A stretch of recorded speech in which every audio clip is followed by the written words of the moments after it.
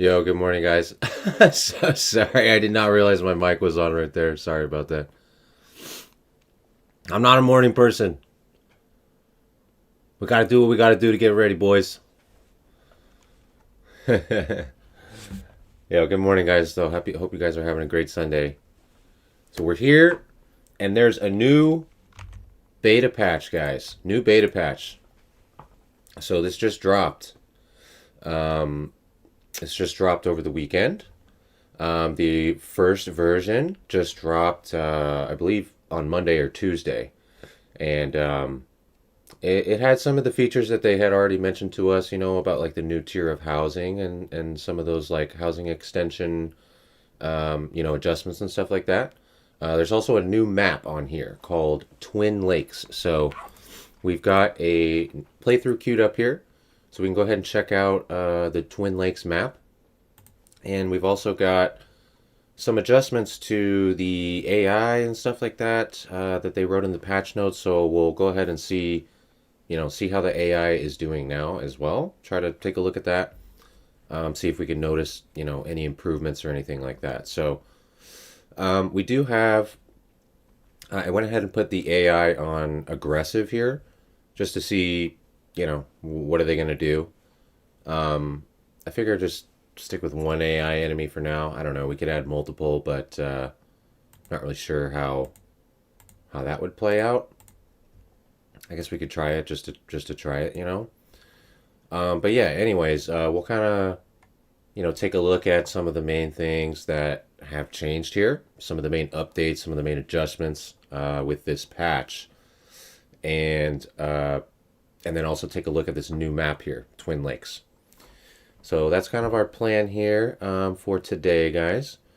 And hopefully we will be able to see some noticeable improvements with the AI enemies and, get a feel for, these new housing tiers and stuff and see how is that going to, play into our strategies and approaches and all that kind of stuff. So we'll go ahead and, first of all, just take a look at the new map and take all that in, and then we'll check out some of the main patch notes and stuff like that. First of all, let me get the sound on here.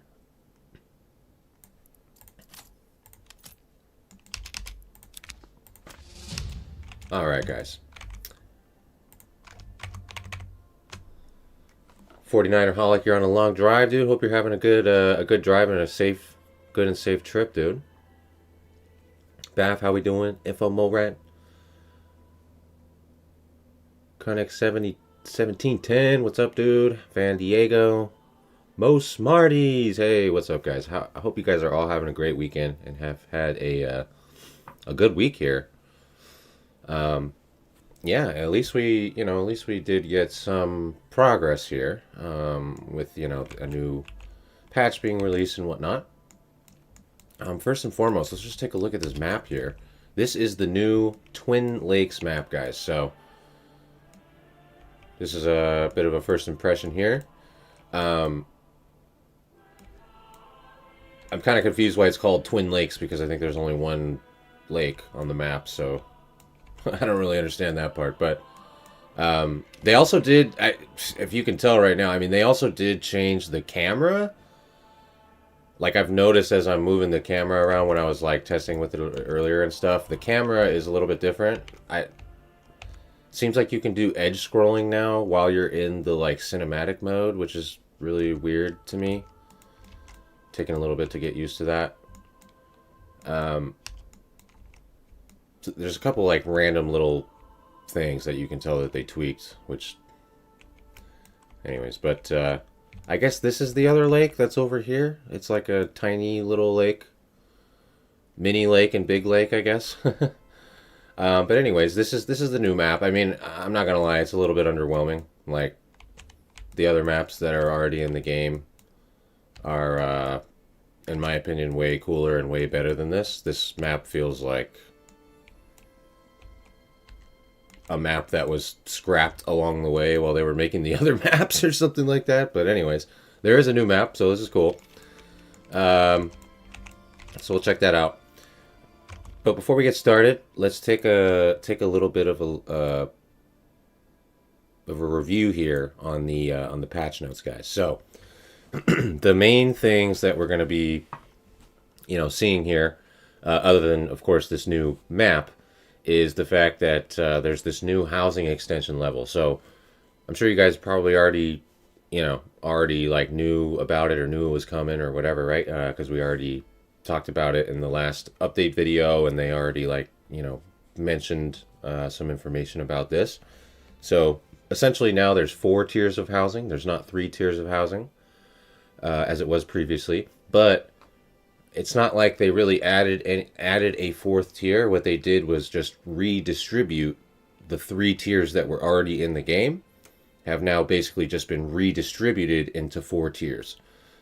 So the middle 2 tiers, like tier 2 and 3 in particular, have been somewhat revamped so that the progression of your town and stuff is makes a little bit more sense, I guess, and somewhat limits some of the more powerful artisan extensions, such as like the bakery, for example, is now not available as a tier 2 housing extension. You'll have to get to the new tier 3 in order to add a bakery extension, for example. So that might change some of our strategies, approaches. For example, anything involving farming, or even if you're not really doing like a full farming setup, as we've talked about and utilized many times, like just, importing wheat bread or doing like a small rye or wheat farming setup, now is going to be impacted because, you're going to need to progress your town slightly more in order to be able to get those 4 times rates on from the bakery extension, for example, if you're doing wheat bread, which is what really makes it worth it, of course, right? So definitely some adjustments to keep in mind there, as far as I think it's basically just the bakery and the cobbler. So they put here in the patch notes, extension requirements: cobbler and baker extension now require the plot to be level 3 to unlock. So the rest of them, for example, the bowyer, the tailor, joiner's shop, anything like that, butcher's shop, all that's still going to be on a tier 2 house that you can put as a housing extension. But the cobbler and baker extension are now going to be level 3. So as we know, producing shoes are highly profitable, right? For example, now you're going to have to take an extra step in the development process to be able to produce shoes, as far as like for economy or for your own town development. And then, as we just mentioned, about the bakery extension as well. So some of the more desirable setups, right, are going to take a couple more steps to reach to get to that point to be able to really utilize those setups now. Hopefully that makes sense. And then the other main thing that kind of goes hand in hand with that is with burgage plots, when you make a double housing space, where you would get two families to live on the plot instead of just one, and then you add you upgrade, say, then you upgrade that house to like tier 3 or the old version of tier 3, and then that would double the living capacity. It no longer doubles the living capacity. Instead, it only just adds an additional living capacity. So now the maximum amount of families that you can have on one housing plot is 3 instead of 4. So that's another thing to keep in mind as far as I know we're oftentimes kind of thinking about what's the most ideal like plot size that I can make for like a veggie backyard garden or something like that.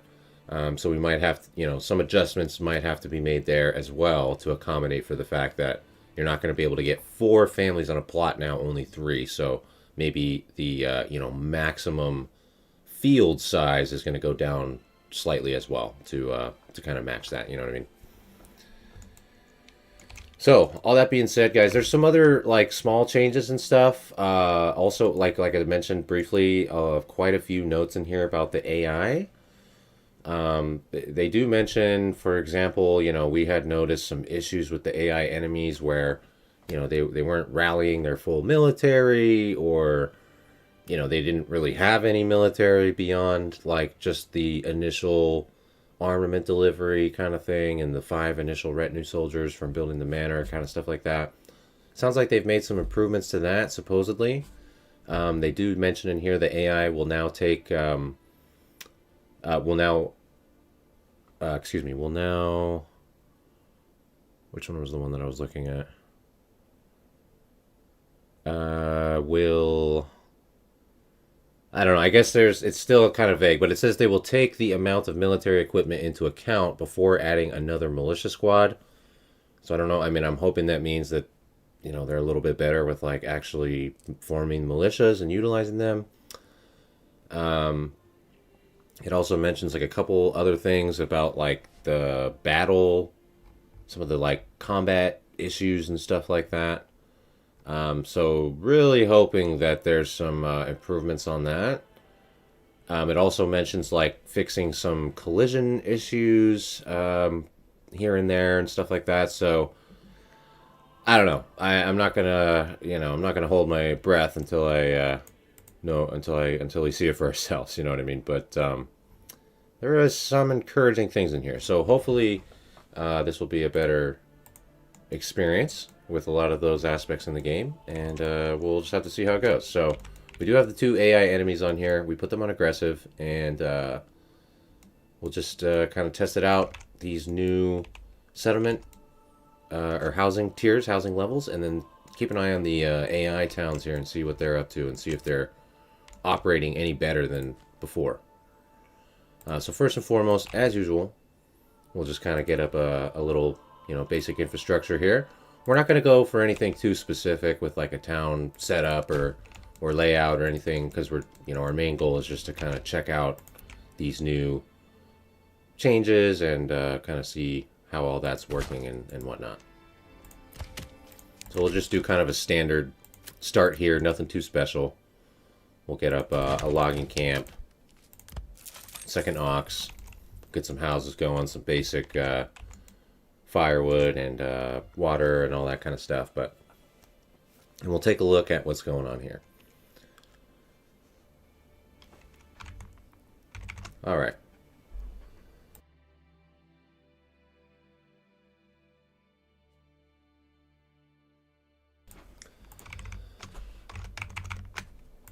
So let's see.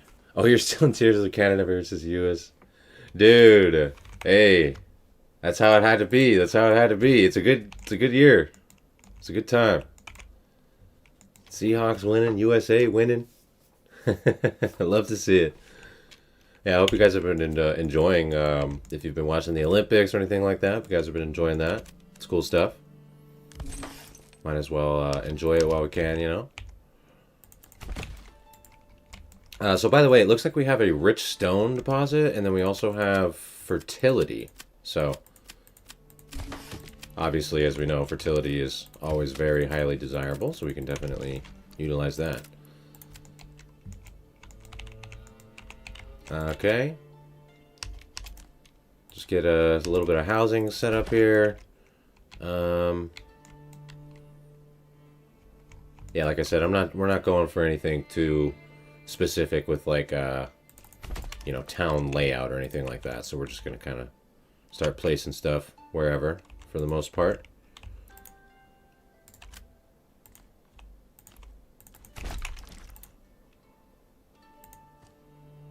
Start with 3 housing plots here.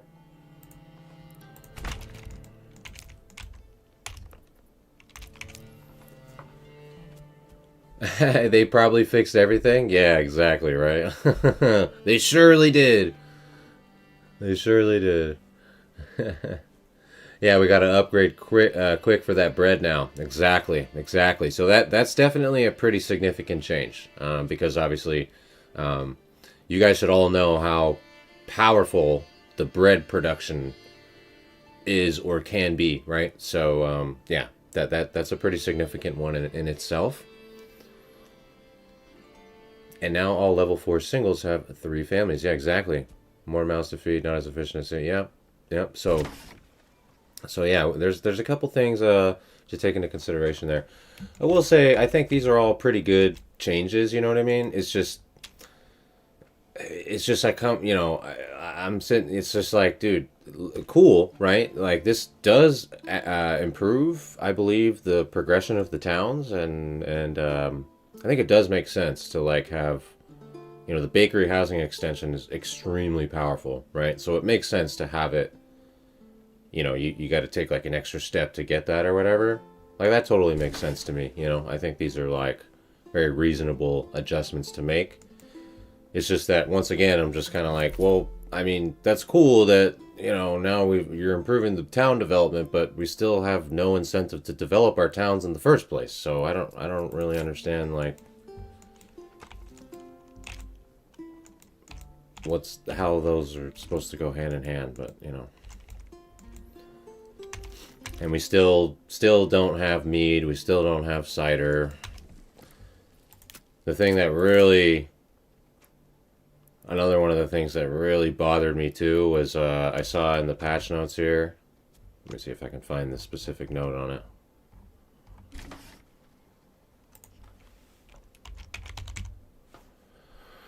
Yeah, so let's get a few more houses here since we have the materials.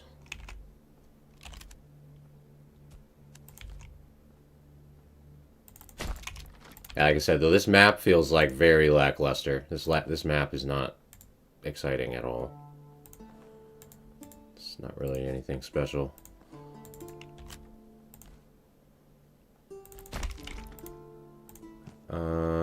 Let's try a couple double plots here just to try out the double plots.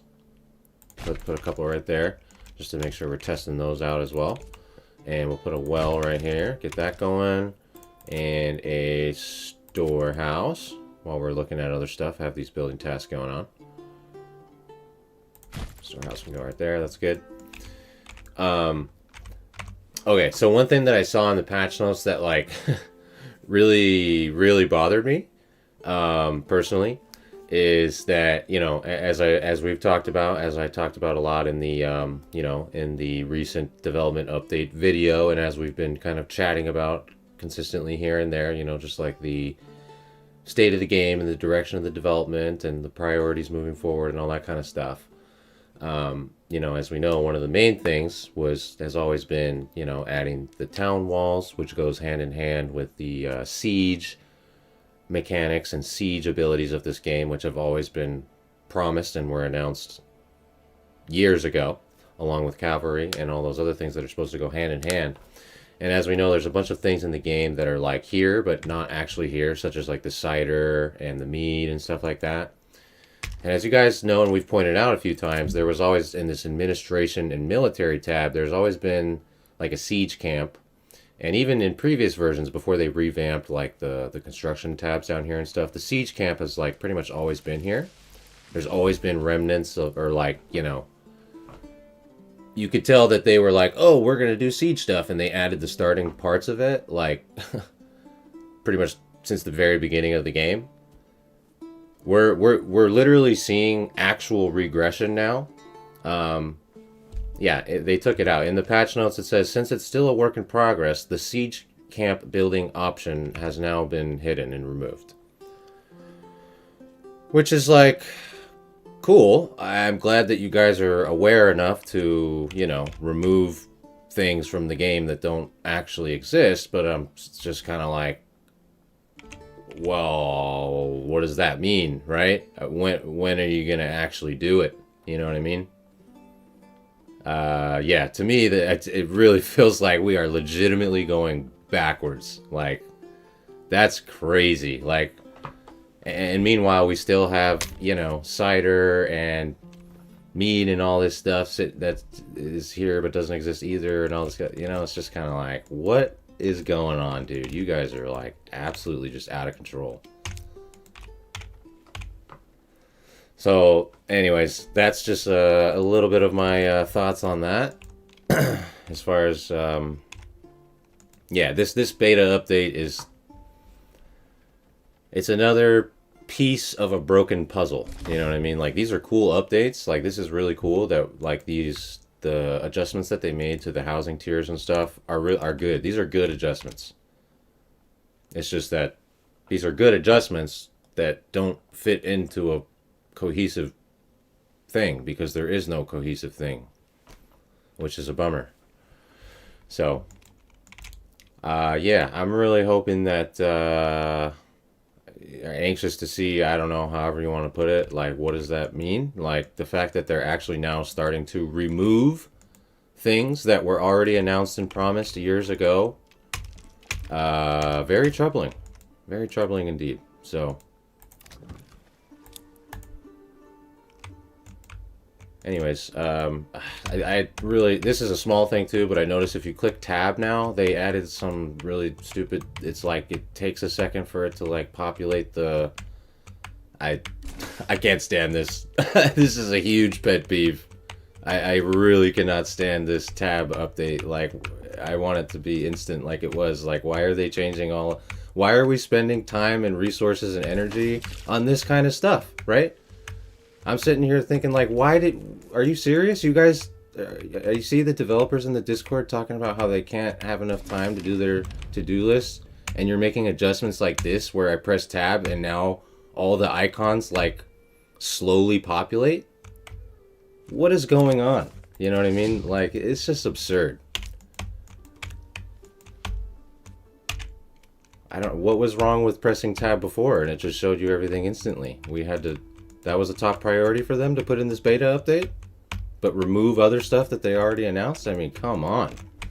It's just crazy. It's mind-blowing.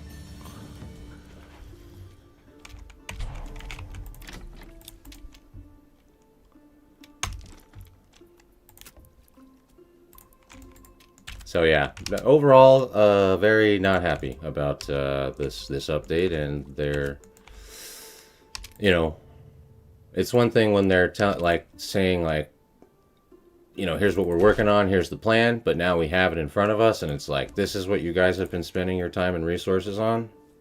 This sucks. Seriously.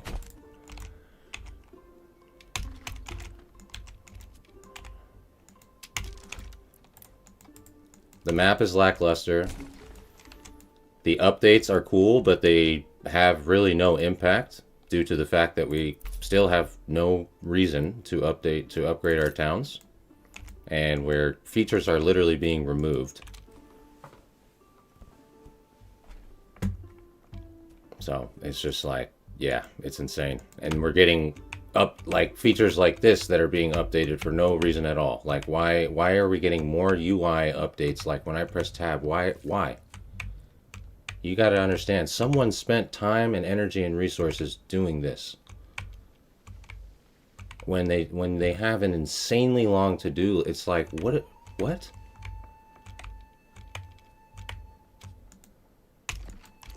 Just doesn't make any sense. It's very disappointing.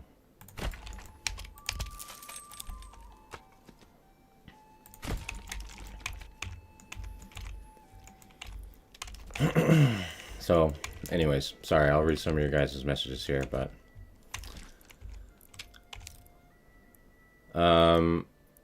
let's see. So we're just gonna get some more basic infrastructure set up here. Woodcutter. We also have a fishing pond here that we can utilize.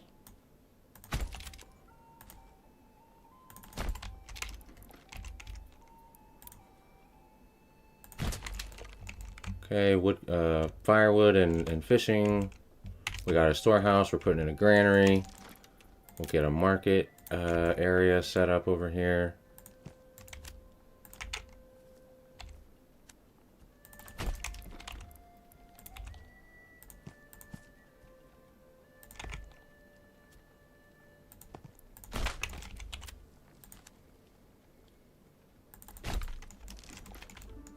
Okay.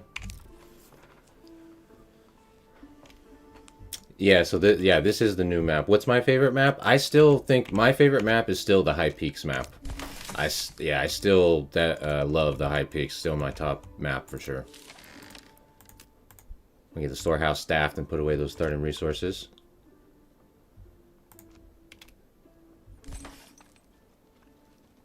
Oh no, Bath almost rage quit. Sorry, let's see. What happened? What happened, Bath? They should say in map view I cannot edge scroll up or down. Yeah, I know. I hate the camera. I don't like that they changed the edge scrolling in the camera. I don't like that they changed this UI view. It's just like there's changes in areas that don't need changes, and there's all this other stuff that's just like literally now being removed, which is just absurd.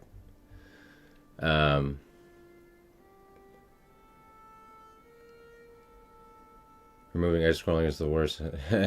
Dude. I don't think it necessarily means they're not working on sieges. I mean, I guess, but Senior Slaphead, I mean, I feel like that's a comment that would have been relevant 2 years ago. Not now. Like, we're past that point. Good morning, Ned. Hope you're having a good Sunday, dude. Yeah, I hope they fix the fish. What's up, Charlotte? Happy Sunday. When you have a big lake, the one landlocked area...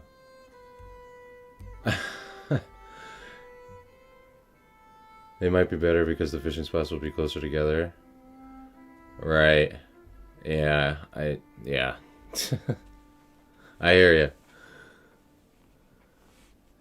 We got GTA 6, I know, right? Yeah. Is the spoilers rate more aggressive now? I seem to notice a lot of fish missing from granaries. Yeah, there seems to be I think there's some issues with fish specifically. Charlotte just brought it up and Smarties brought it up. I think there was also because they put out a beta and then they put out another beta. So this is the beta of the beta, as they always do. But there was stuff. There was notes on here about like on the beta of the beta, they put like fishing huts default reserve is now relative to rich or normal deposit. They also add starting amount of a shoal of fish deposit is now 80%, was 66%, ensuring it's above the default reserve of the fishing hut on game start. So I don't know if, like, you know, any of this might be related or whatever, but I did notice that there were some patch notes on here that were like specific to the whole fishing thing. So I don't know if maybe there's like some issues with the fish now, specifically, just like there's been issues with the hunting animals specifically in the past or whatever, right?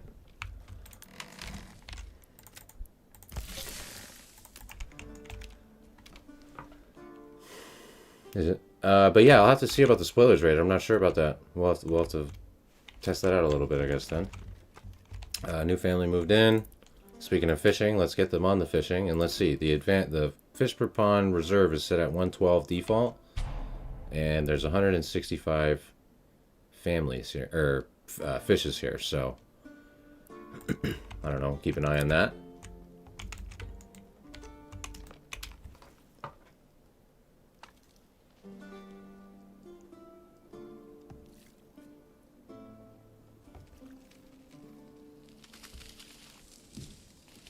Yeah, you like the new map? I mean, it's cool. I mean, the new map is cool. It's good that there's another new map. It's just kind of like,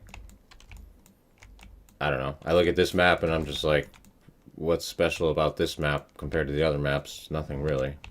Seems like pretty copy and paste from the other maps. Not really feeling like I'm in any sort of a unique scenario here.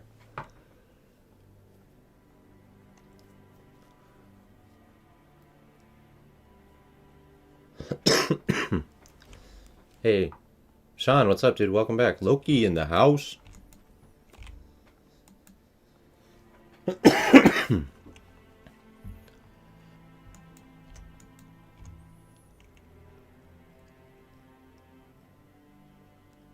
Not every developer will have the skill to work on everything, so you might have a guy who's twiddling his thumbs trying to come up with something to justify his existence. I mean, if that's the case, then that's just as bad. I don't know what kind of point you're trying to make.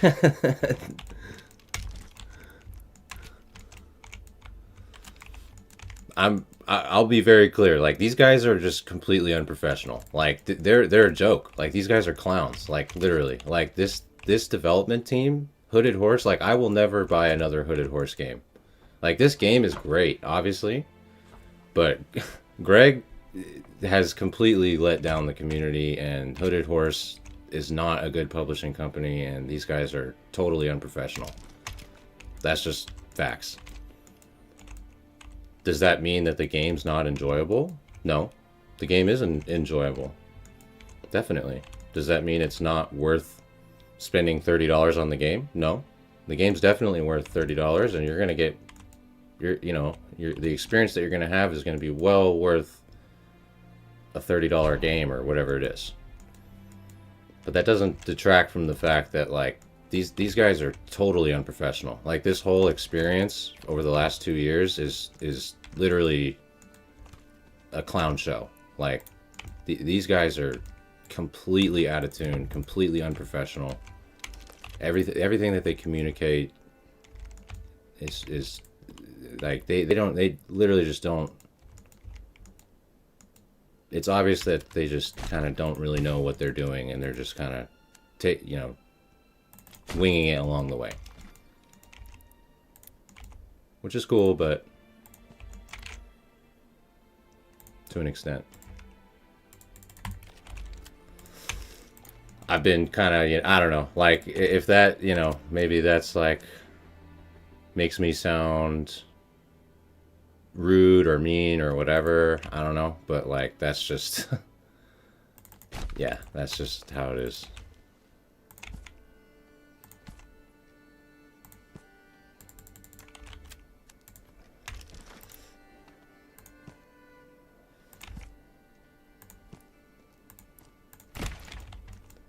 Couple more houses here.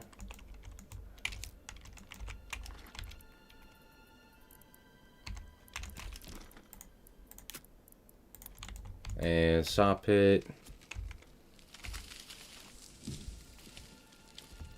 Over here will be fine. And we'll need to gather some stone. I mean, we have a rich stone, I guess. So we'll just put a quarry, I guess.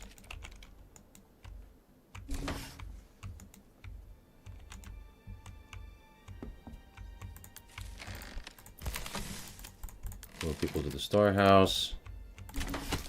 Assign up some woodcutters for firewood. Get some more people moving in. Get saw planks coming in.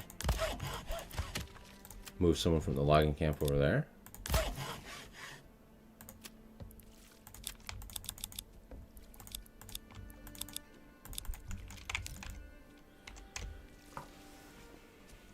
Tell us how you really feel. I mean, I am. I am. I am. I'm sorry if that's, I'm sorry if that makes me sound, negative or anything like that, but that's just, yeah, that's the reality. I mean, I've been a very personally, and I don't, I say all this as like from the perspective of like the fan of the game. I mean, I've been active in the Discord since day one. I've submitted dozens of bug reports. I've submitted dozens of suggestion reports in the forums, in the Discord forums, in the Steam community forums, and the everything. I've been an active participant of the community and an active fan and supporter of the game, not just like the content thing is just like a side that just kind of started organically from me being a fan of the game. You know what I mean? So I say all this as like a perspective of like a fan of the game. And just like an objective observer, you know, of like what's going on.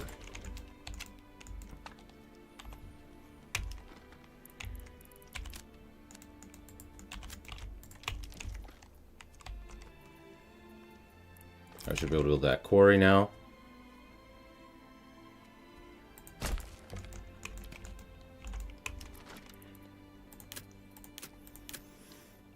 And we do have fertility, so we can think about a farming setup at some point. But like I said, we're just kind of going for nothing too particular as far as setup here. We're just going to try to advance the town as much as we can and check out some of these new housing tiers, and then keep our eye on the AI enemies and see how we can interact with them. Yeah, no, I got you, Bora.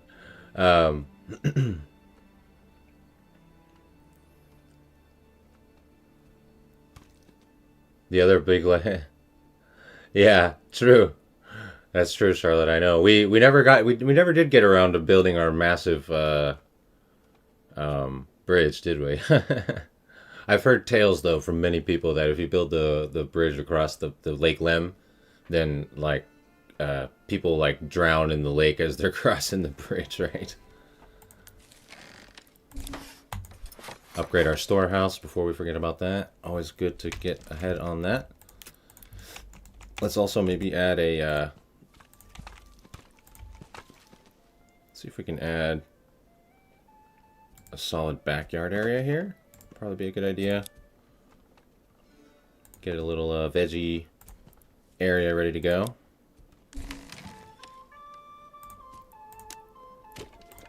There we go.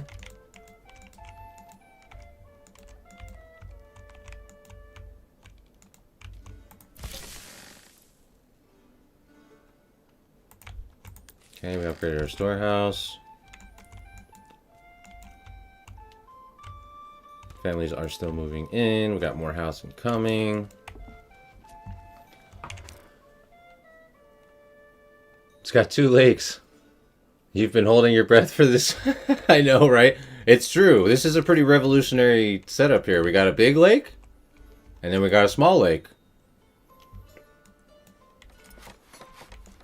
Must have taken them. I can see how it took them 4 months to get this map ready. It's pretty complex stuff here. Pretty complex stuff.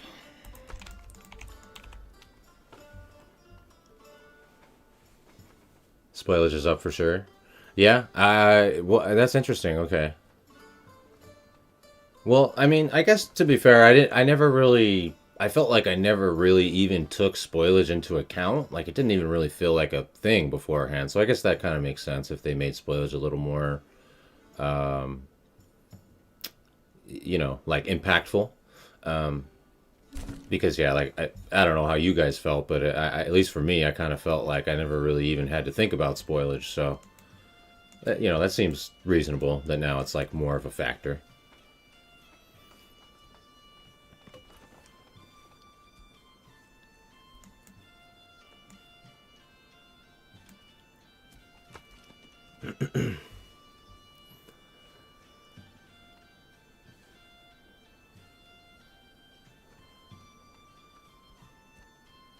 Interesting way to put it, though. Yes, the game is fine the way it is, but it's not going to be what they promise, and that's not great either. Right.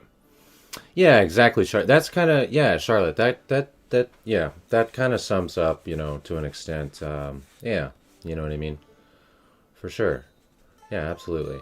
Another perspective to give you guys here, too, is like, I have not, the one thing I've not done is written a review on Steam, and I've gone back and forth in my head about it a lot of times.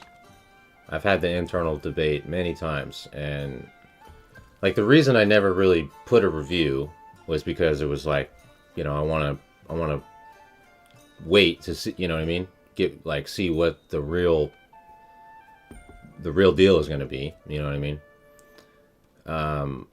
But yeah, I've definitely had days where I've thought about going on there and giving like an just absolutely completely negative review, you know what I mean? Just like unleash, you know what I mean? Just lay everything out like about their unprofessionalism and all that kind of stuff. Then I've had other days where I'm like, you know what? I should go on there and write like a really positive review because there is a lot to, I have enjoyed this game like immensely, you know what I mean, in a lot of ways. It's tough. Yeah, there's just two sides to the coin, you know what I mean? So I wish there was like a neutral option, but I understand why there's not because I feel like everyone would put a neutral review probably, but it's just yeah, there's yeah. It's a very double-edged sword. The product itself is great for what it is. If you just look at if you just literally only are like, oh, this is the product, but the problem is, of course, there's so many more layers than that in the modern world.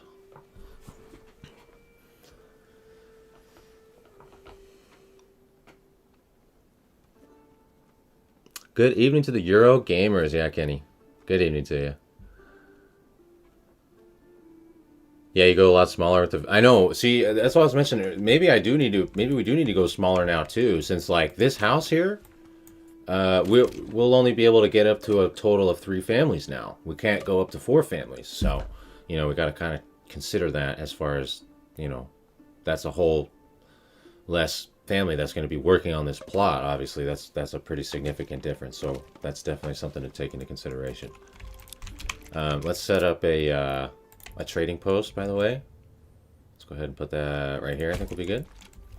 And we can get our quarry staffed up and start producing stone.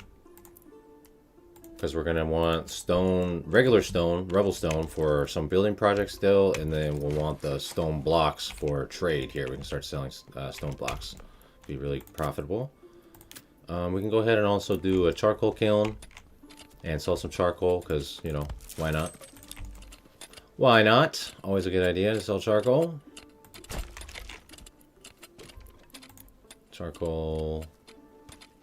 Put that right there. I'm not even gonna bother.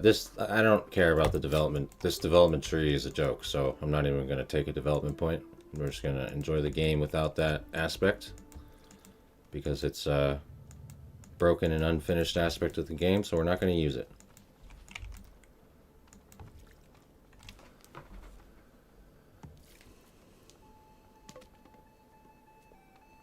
Oh, you got a rich stone and fertility, Ned? Nice, dude. I feel like rich stone and fertility is like that's a pretty desirable. I mean, probably only the only better is the golden setup, which is fertility and rich iron, right? But fertility and rich stone is probably a pretty close second.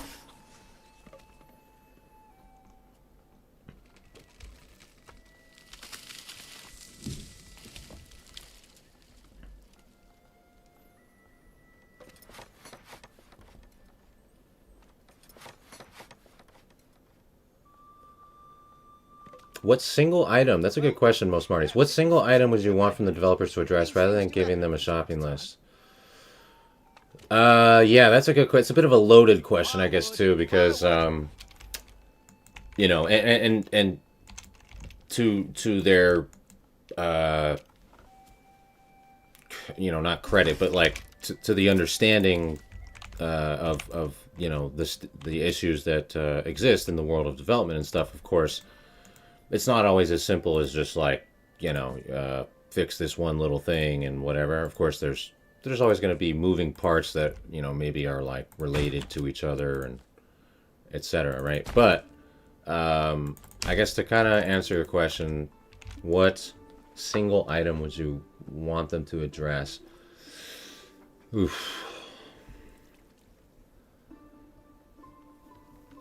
Gosh, yeah. See, that feels like a bit of a tough question to answer due to the fact that it is kind of a whole web. But let's see.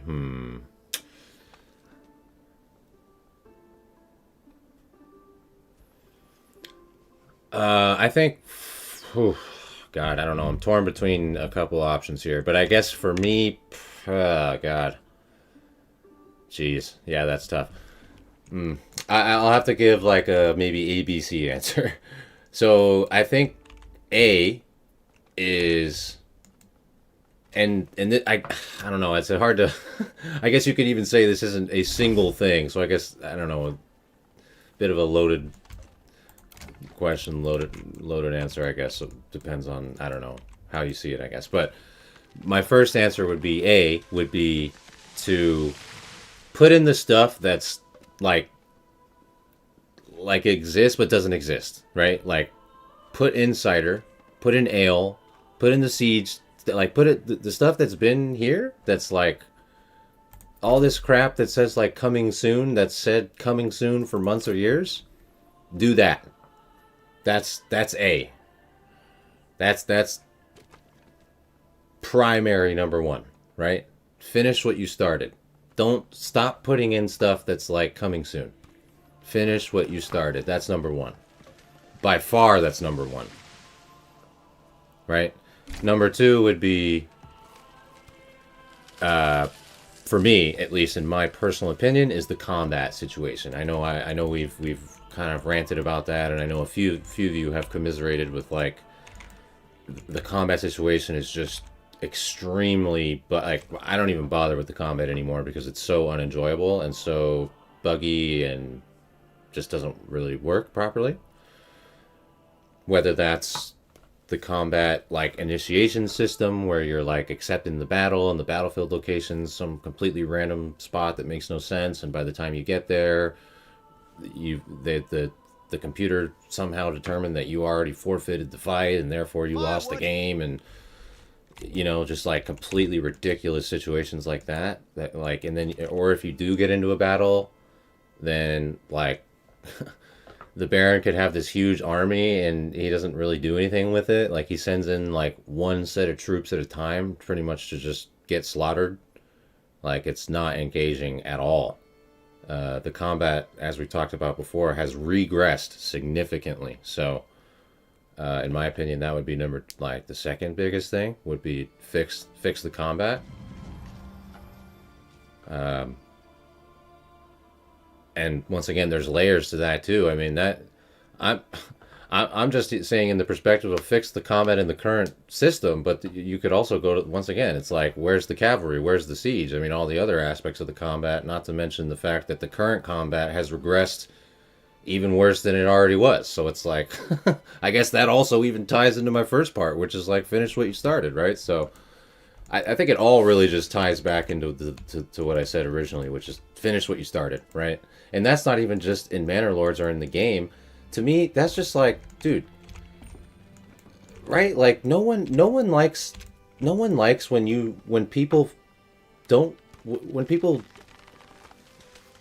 make false promises, right? Or don't follow through on what they say or whatever. That right? Like that doesn't. That's not Manor Lords. That's just life, right? Like if I am talking to someone or interacting with someone and they don't do what they say they're gonna do, that's frustrating, right? Like that's not a good quality in life. You know what I mean? So yeah, like that pretty much just all boils down to that, I think, in my opinion. Like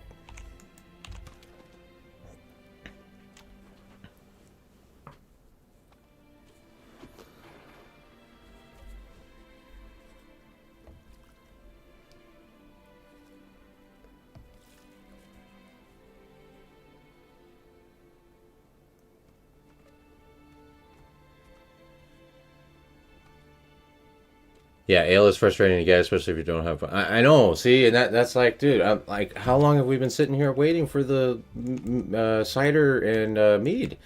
And I know it would help. Like, I that's got to be one of the most frequently come every single time I stream. There's always people in here mentioning about how tough it is to, that's a tough point to get past in the game when you have to like supply ale to the whole town and everything, especially if you don't have rich fertility. And it's like, dude, that's totally understandable. And that's why they were like, hey, we're going to introduce ale and cider. And we're still waiting for it, you know? So that's the type of stuff that's like, dude, you guys got to finish that, man. Like, you just got to do it. I'm sick and tired of like, we're going to do this, we're going to do that. Like I had, there was a thread that Darren, I know you guys have been talking about Darren. Darren made a thread in the Discord that I was active in, just like I'm active in most of this stuff, like I've said. So I went in the thread. He made a thread for the recent like development announcements, and he said, you know, here's the official thread. Give us your feedback, right? And I wrote all that stuff in there. I wrote everything that you guys already know, all my opinions. You know, I said this is, you know, laid it all out, right? Like, why are you guys focusing on this? You guys have never finished this, that, blah, blah, blah, blah, blah, right? You guys said you're going to do the development perks. You only implemented 1 out of 9 of them. Now you're moving to something else. Like, what is going on? You know? And he replied, right? And he was just like, oh, I understand your concern, but like, you know, this is the plan and blah, blah, blah, blah, blah. And I'm just kind of like, that's cool, man. But guess what? I've heard this is the plan dozens of times now over 2 years, right? So forgive me if I'm not really stoked about you just telling me like, don't worry about it because this is the plan. You know what I mean? It's like boy who cried wolf, right? Like, it's like at this point, man, I can't really have good faith in your word because you guys have not followed through on your word many times, and that's just a basic principle of human being, like a human being, right? If you don't follow through on your word, like I just was like not in life, right? If all you have, if you don't follow through on your word, that's it, right? Nothing else to say.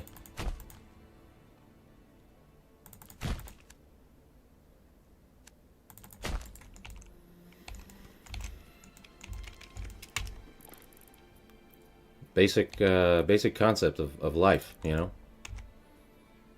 Not specific to any facet of life. That's a universal truth. You got to follow through on your word. You can't make false promises, otherwise it's going to create a bad look. People aren't going to trust you anymore. Simple as that.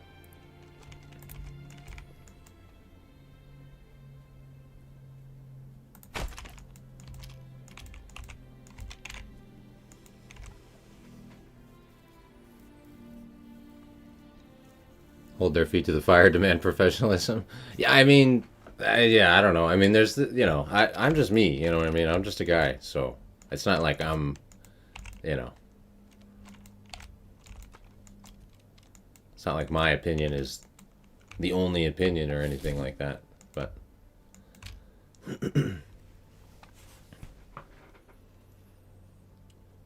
yep, cider. We have the apples in the brewer. I know, Stu. That's the thing, dude. It's like we've had the infrastructure for it for ages. They announced this stuff so long ago.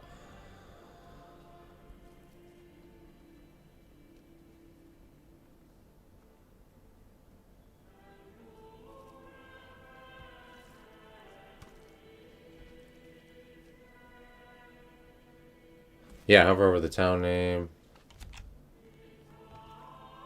Says we have 13 families. I guess it would also show us over here, right? Yeah, so we can hover over either one of these parts, I guess. 13, 13. Hunger? What are you talking about, hunger? Oh, I guess we gotta fish more, huh? We're too busy, I'm too busy complaining.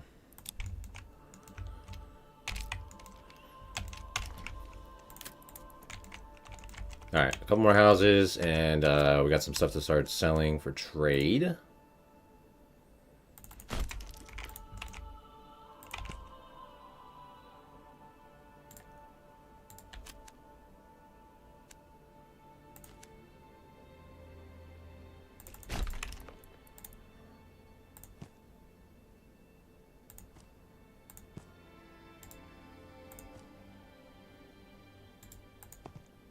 Doesn't like these plot points, I guess.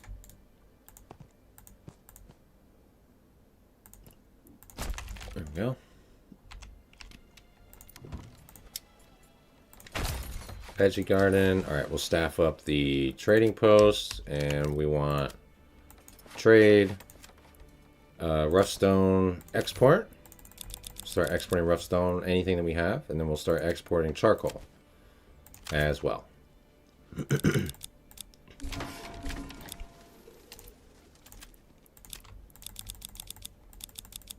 sure we just keep a surplus of firewood around, just in case. All right, church is up. That's good. And, oh yeah, I guess our approval's down because we're hungry. Since we weren't really paying attention. And then, is there any other food here? Oh, there's berries over here, but they're already out of season. We weren't really paying too much attention. Sorry, I'm too busy, whining.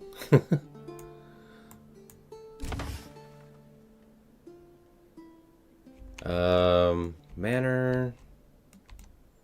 Let's put the manor down here by the crossroads. Anyways, we want to get to the point where we can like advance the town and check out these new like settlement or the new housing tiers and stuff like that, and advance to see what the AI does and all that kind of stuff. A herd of pronghorn. What is that? New animals?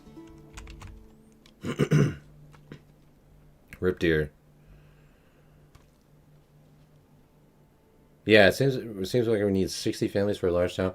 Yeah, so I did notice. I think they changed the requirements for like the upgrades or whatever to be families and not houses. Like before, it was just houses. Like you have level 1, level 2, level 3 housing. Now they want level 1, level 2, level 3 families instead of housing. Right. So also kind of ties into whether you're building like single or double spaced burgage plots and stuff like that. So in that case, I guess it kind of is easier to reach higher settlement levels with double housing plots, right? Because then, like if you upgrade one house, like a double plot house to level 2, then like both of those families are now level 2 families. You know what I mean? So that's something to take into consideration, I guess, as far as if you want single or double plot housing. But once again, I come back to the point of like, I'm not going to recommend to you that you set up your housing places and stuff like that to accommodate progressing your town level, because there is literally no reason to progress your town level. So that's just like a personal preference at this point. This is a city builder game that gives us no incentive to build our city.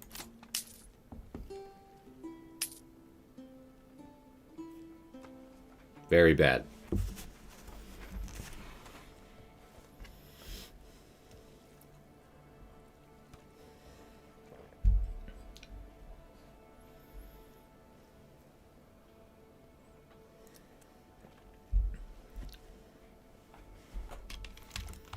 But for the sake of I don't know, maybe practicing for upcoming patches or something, that is something to take into consideration. As far as, like I said, if you make double plots now, every family that lives on that plot is tied to the housing tier, right? So if we upgrade this house to level 2, then we're only going to gain one level 2 family. But if we upgrade this house with the double plot to level 2, then we're going to get 2 level 2 families. So that's another, interesting addition to take into consideration. I feel like we're going to have people starving over the winter here just because we weren't really paying attention to food and stuff like that. So sorry about that. Sorry, villagers.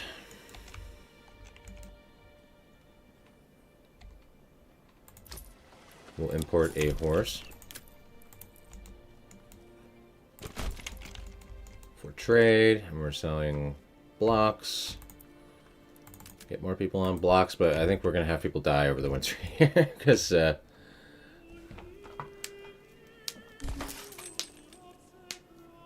I mean, to be honest, that could literally be a review in itself. Do you give this game a positive or negative review? Well, I gave it a negative review. Why? Because it's a city builder game that literally gives you no incentive to build your city. That's a pretty simple reason right there. Like, I mean, come on, right?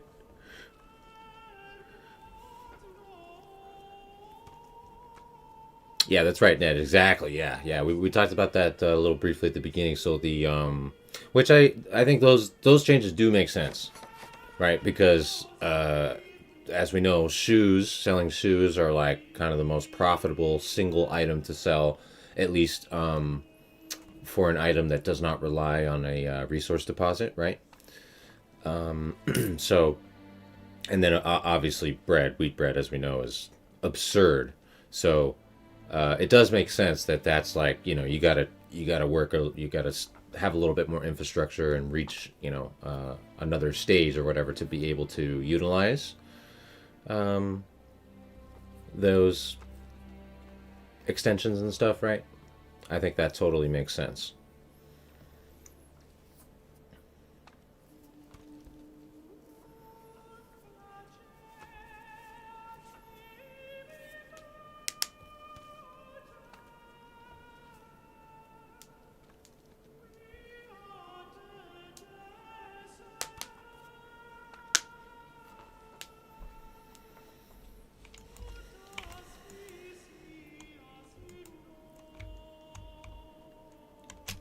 All right. Well, some people will die here, as we knew. Whoops. We were not paying enough attention to that. I was too busy whining. So sorry.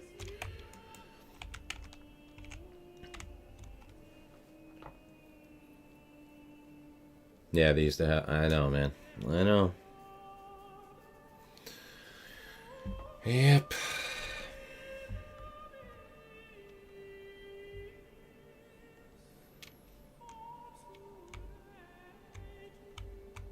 Yeah. I guess another perspective to put it to is like I feel like I used to like I feel like, I used to play this game and be like, wow, I have like this big like goal and like scenario to beat or whatever, right? Now it literally just feels like a sandbox, like because nothing matters. Like the royal tax doesn't matter. The enemies don't matter because they don't work. Progressing your town doesn't matter. Like it literally feels like nothing matters. Like I'm just like I feel like I open this game and I'm just like this is a cool like sandbox game. Like it's cool to like build a town and like make a cool town. But I don't have this sense of like this I have a goal, like, you know what I mean? And I'm in this like scenario that I need to like meet these challenges or whatever.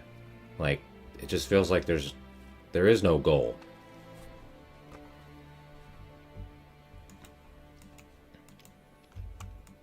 I can, and then it's like, we can beautify our town and make an awesome town, which is really cool. But that kind of feels like that's it right now. There's not really any. It's like we're not really. It doesn't feel like I'm like progressing towards anything.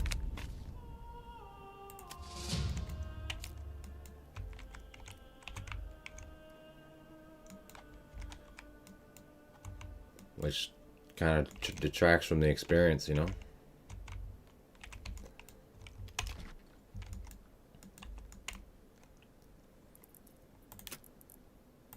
Alright, we should probably get some farming going because we definitely need more food.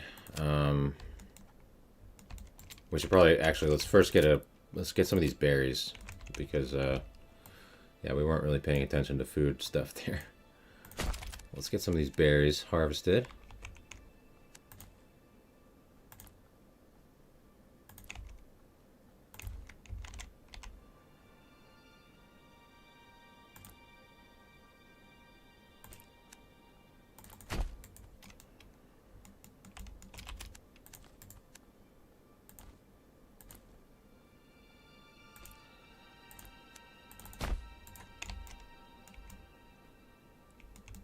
some berries, and then we'll set up some farming too. But we'll try to level out our food situation here real quick since we were not paying attention.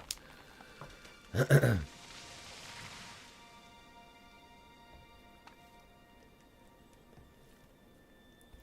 feel like farmland has a higher spawn right now. Oh yeah, for sure. Yeah, farmland might. Yeah, I wouldn't be surprised. I mean, it did feel like it was somewhat rare to get fertility before. I mean, we got fertility first try here. Obviously, you guys saw. We just started this. We didn't re-roll or anything, so I would not be surprised if that's a thing, which is kind of cool too. Fertility is like the best thing that you can get overall if you know how to utilize it. So kind of sucks when you feel like you have to like re-roll over and over again to try to get fertility or whatever. So that's kind of nice if it's more frequently rolled now. Put another water well right there.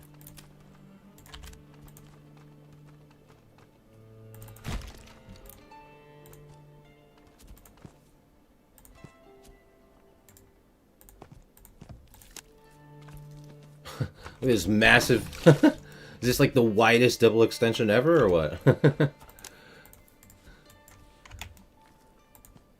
Oh, look, we want it to be like that. Let's put a couple doubles right there.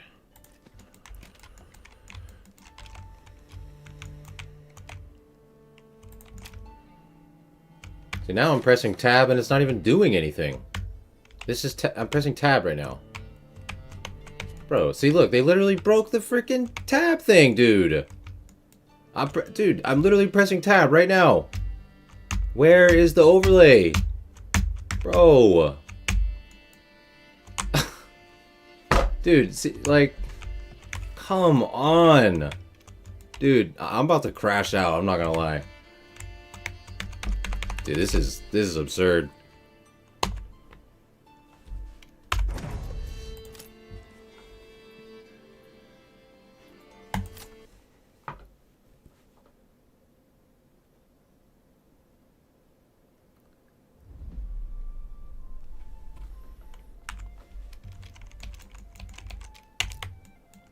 Alright, there we go. Works again. Jeez, dude. I never once... never once has that happened, right? And now they want to do this fancy, ooh, let's rework the tab thing so that it does this cool, like, appear thingy or whatever. Oh, that is such a great idea. Let's do that. Let's spend time and resources on that. And now let's go ahead and just break it. This is a perfect representation of what I'm talking about, guys.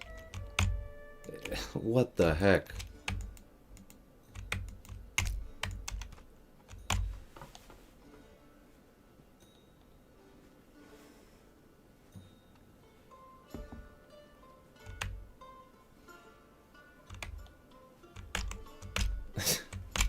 Never once, in literally like 1,000 hours of playing this game, never once have had that happen, right?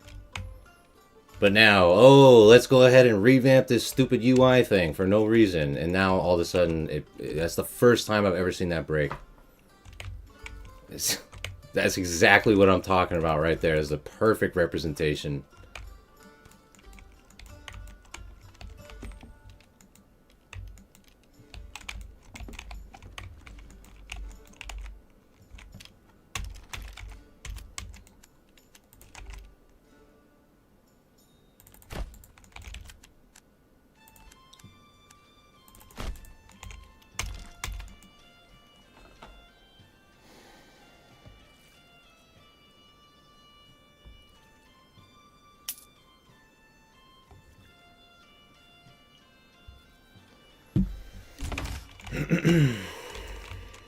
Man, I don't even know what to say, dude. These guys are... This is garbage.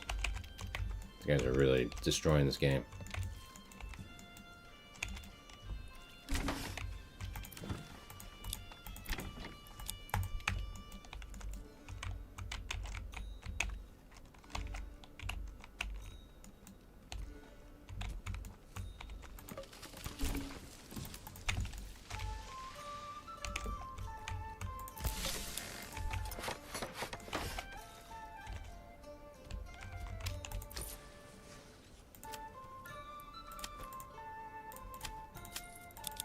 Set up some tools. Need some families.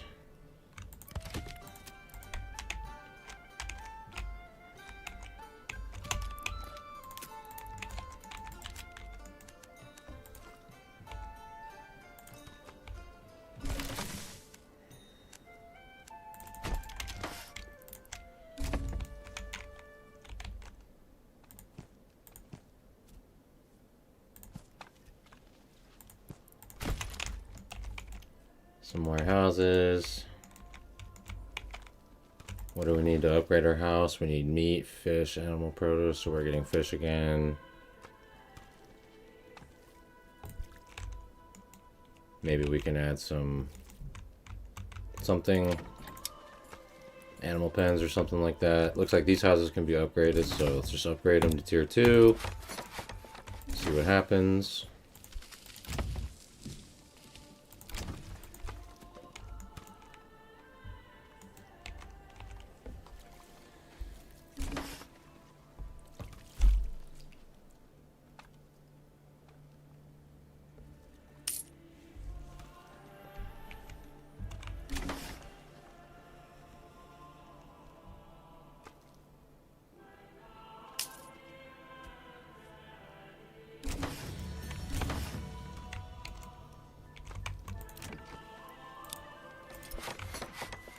Yeah, see, we upgraded this one house to tier 2, and we upgraded our settlement level because that gave us two level 2 families, because this was a double plot, instead of needing to have 2 tier 2 houses specifically.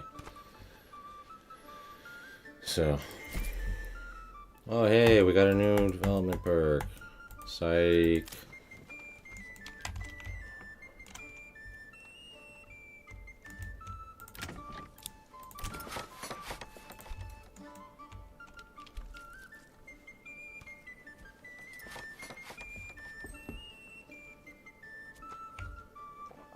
The harvest month, September. Yeah, I mean, that is kind of realistic, though. You know what I mean? The harvest month of September. So, yeah, you just have to plan your labor accordingly. We've covered that many times on the channel here in a few different videos, but yeah, you basically just need to rotate your labor accordingly, you know? So, you know, it's like mid-August and then you got September coming up. You just need to make sure you rotate your labor, free up. So, for example, if you have people, say, for example, we had a harvest window coming up here and I'm looking like, oh, I need labor. Where can I get labor? And I'm looking and I'm like, okay, I got 4 people on the quarry right now. I don't need 4 workers on the quarry during September specifically, right? So I can take these off and then use them for extra farming labor during September specifically. And then once that's done, I can put them back on quarry or whatever else, right? So the real key is just kind of rotating your labor accordingly and maximize your labor force for those farming tasks during September. And same thing applies for apple backyard, the orchard extensions, apples in the backyard. Same exact thing with the September harvest window. And you would just do the same thing, except it's specific to the people that live on that plot, right? So you would go and make sure, like, okay, this guy's assigned as a fisherman, for example. Let's make sure we get them unassigned or reassign them somewhere else that's not going to, like, take their attention away from this task, right? So a lot of just kind of micromanagement there in that regard, basically. But speaking of farming, let's go ahead and set up some field areas. Looks like we have good fertility, like out here for wheat, barley, flax. Looks like barley's kind of in this middle area. Flax over here. So looks like we'll just have some fields kind of spread between this section and this section.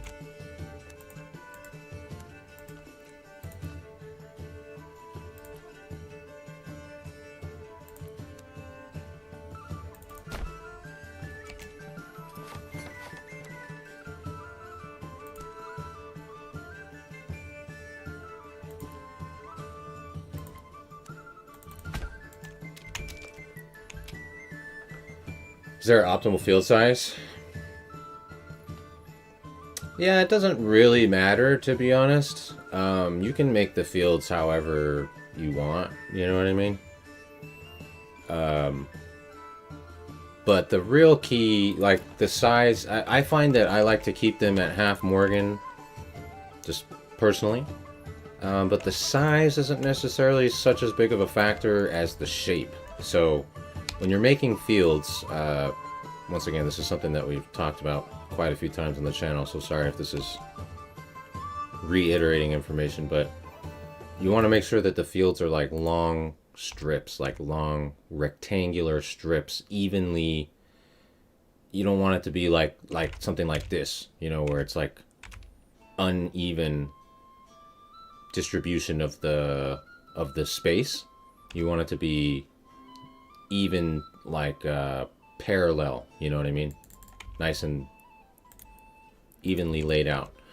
So like for example too, if we do something like this where it's like, you know, following along like the curve in this road and stuff, like this is fine. It's not that you can't do this, it's just that this is going to be far less efficient compared to if you make the shape of the field like a nice evenly shaped rectangle or whatever.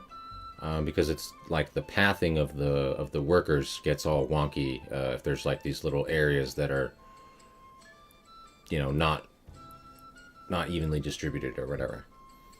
But yeah, generally, like, I like to keep mine in like half Morgan strips. This will be a little, we're not going to necessarily follow that rule to a T here because we're just kind of using the spaces that are here, and it's not necessarily all straight or whatever, and I'm not going to worry about that too much. So, but if you want to have like the most ideal setup for it, you want to kind of follow that rule. Nice and evenly distributed strips.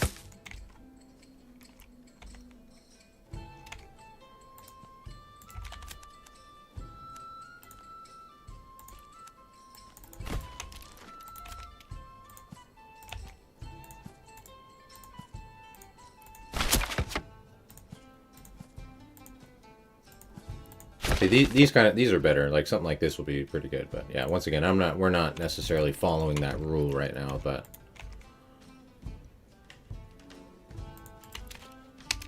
okay, we need some more lumber to be able to construct the farmhouse. We'll get that going here in a sec.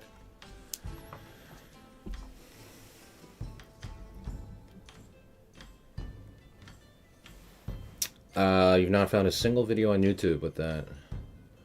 Oh well, I've got quite a few here on my channel. We've done a couple farming specific videos, where we talk about all that kind of info and stuff.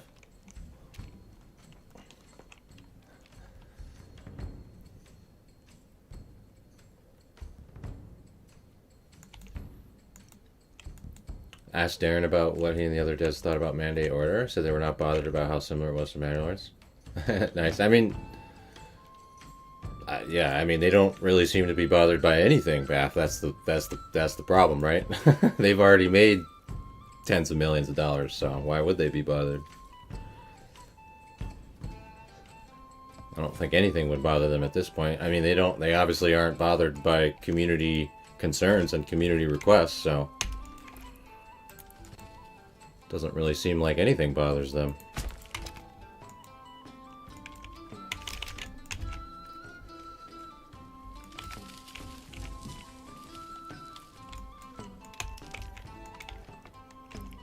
Which is part of the concern.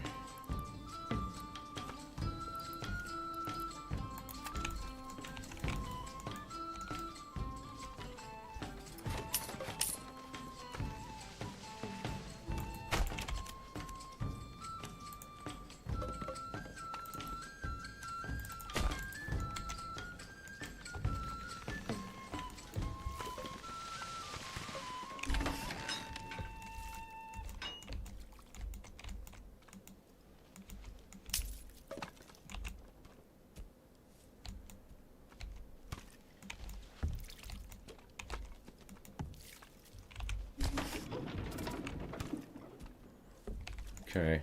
Okay, so we do have some farming infrastructure set up here now. We'll get ready for a harvest window here, or a harvest setup window, I should say. Yeah, I know, right? We do need a. Excuse me, I do need to get a. I should have ordered another. Order up another ox here.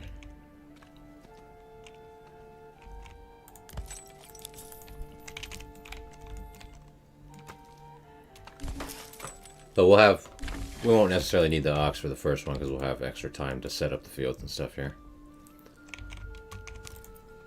Alright, so like I said, for example, we'll take off these guys on the quarry because we don't need them right now. That's not time sensitive, and we'll just like put max out workers here. And we'll not find finer wares anywhere else, blah blah blah blah blah. Poor quality, he said. Impossible. Let's do wheat. Berries, bursting with flavour and fit for a kid. Okay, these have higher fertility for wheat. Okay, so we'll switch.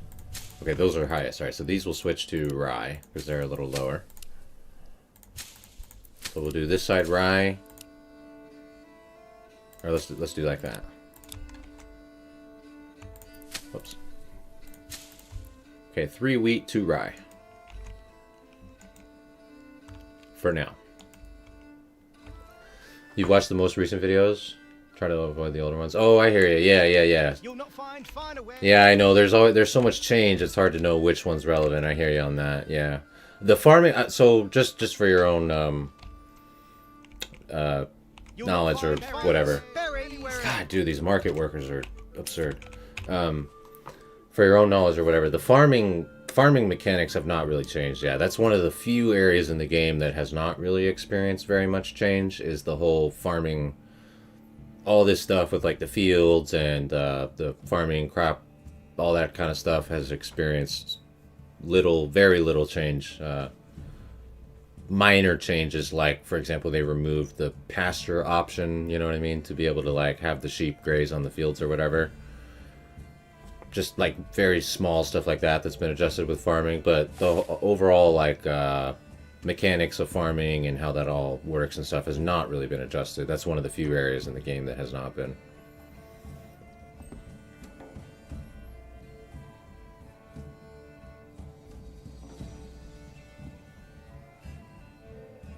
Spoke to Darren about the bandits. He didn't know it was possible. Then he said he did know.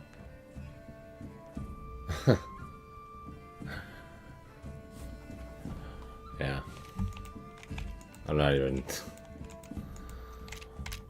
I literally believe nothing that they say. So I don't even. Yeah.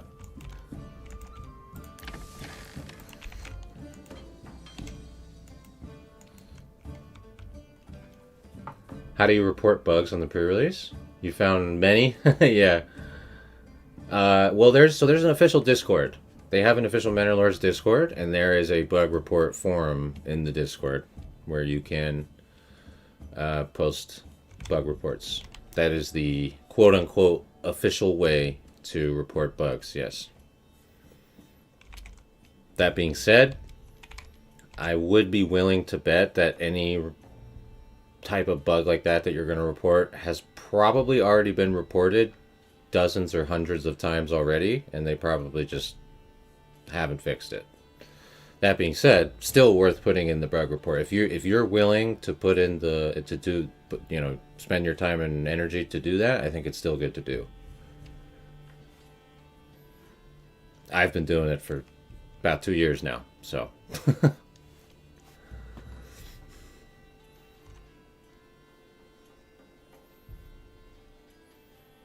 Yeah, the oxen will plow. Yes. Yeah, absolutely. Yeah, right now, since we're just kind of setting it up, it's not too big of a concern. But yeah, like Ned said, the oxens will help your farming efficiency immensely. I was actually surprised how much the ox makes a difference. And like you mentioned, both with like, I kind of thought it was just with like the preparation of the farms, like the plowing and stuff. But they also make in my opinion, the most significant advantage that they offer with using oxens for your farming is that they bring back, like, it increases the efficiency of storing the goods. Like, so when they go to harvest, and they pick all the wheat and the rye or whatever it is, then that's all just like sitting around in the field. And then oftentimes, it's in autumn, so you'll get weather, rain will come in, right? And oftentimes you'll lose those crops, some of those crops, to the weather. But the ox makes it like they can carry, I don't know what exactly the number is, but they can carry large, like, bulk loads of the resources back to the farmhouse and get them stored a lot quicker and more efficiently. So you'll, be able to preserve more of your harvested resources. That, in my opinion, is one of the biggest advantages of using the ox for farming. Really big, as far as, because it's really easy to lose a large, significant portion of your crops from the weather otherwise. So definitely recommend it for that in particular. But once again, the ox, like, they're not going to do so well on, like, oddly shaped fields. They really thrive when you have the nice, evenly spaced, like, rectangles and stuff. Yeah.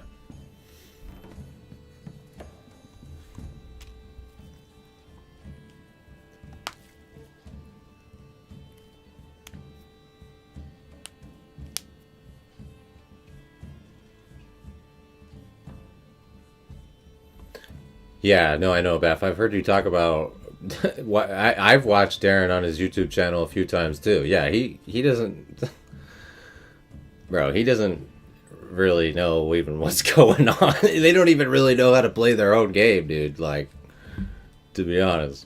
So.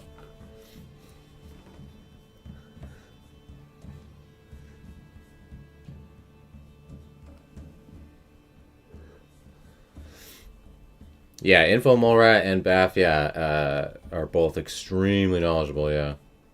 Info Molrat in particular, he always knows all these crazy strategies, which we explored, like, one of them last week, like they were talking about this bandit.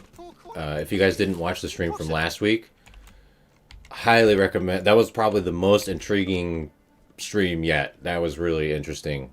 And once again, kind of in a double-edged sword way, because, like, it was cool, but also, like, clearly broken, you know what I mean? So, like, we're obviously abusing a broken mechanic, you know what I mean? So it's really just exposing another issue in the game, but it was very, very interesting to do. But if you guys didn't watch the stream last week, it is here. The VODs are always uploaded on the channel from the streams and stuff, but what we did last weekend was, Info Molrat had told us about this strategy where you can basically get the bandits, like, use bandit camps or raiders that come to attack your town, and coerce them into mass moving into your town. And you can get, like, 30, 40, 50 families moving into your town, literally all at once, just like that. It's crazy. it's like definitely it's broken. But yeah, it was very interesting. If you guys want to try like a crazy challenge and, like, grow your town, like, absurdly fast, I would definitely recommend checking it out and trying it out for yourself or whatever. But yeah, it was a really, really interesting one.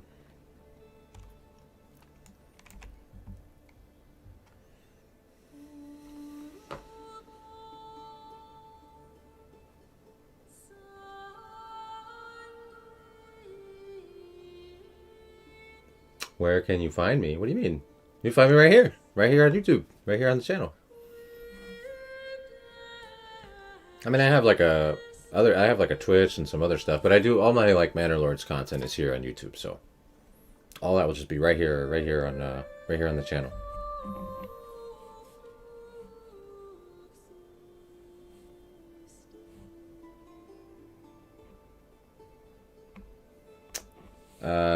Plowing oxen do not deploy even if you have allocated oxen to the farm, but there's no worker assigned to the farm. Yeah, I think you need to have at least one family assigned to be able to guide the ox, right? Because that's one of the core things with the oxens or whatever, for any of the oxens, is that they can't guide them. So they need like a human guide. They can't operate on their own. So just like how it is with the regular ox for like moving the, like we have to have a guide guiding it. This person's guiding an ox so that that it can carry this like piece of wood or whatever. Same thing for the farming, right? You have to have at least one family assigned to be able to guide the ox because they can't guide themselves. So yeah, to that extent, I mean, we ordered that other ox so we can go ahead and assign it here in the farmhouse. I think all these initial fields that we set up here are pretty much getting finished up. We could add maybe a few more.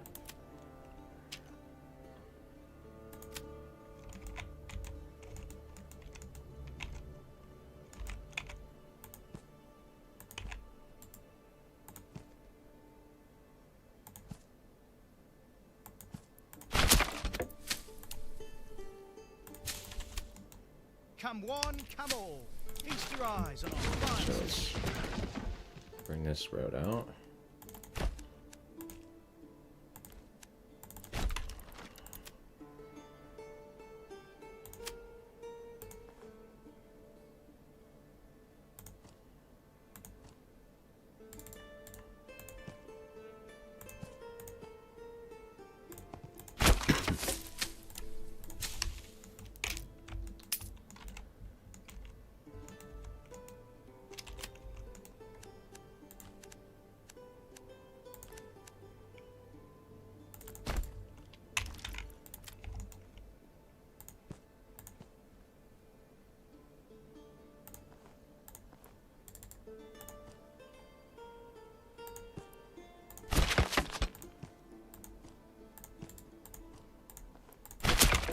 Once again, we're not following the rule of thumb here for like, optimal field space layouts and stuff like that. So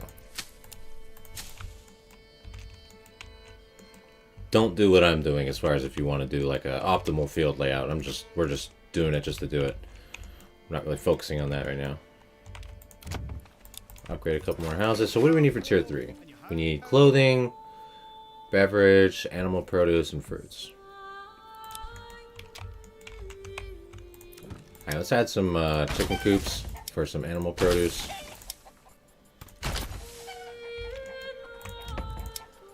We'll probably also add a orchard. Starting to get some carrots coming in from that first gathering house right here.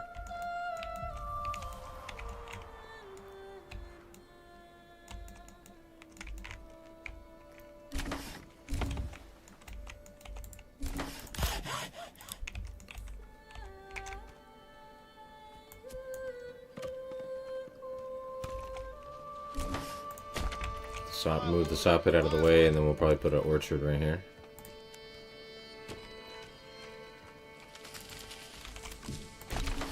berries so plump and juicy, you'll want to eat them by the bushel.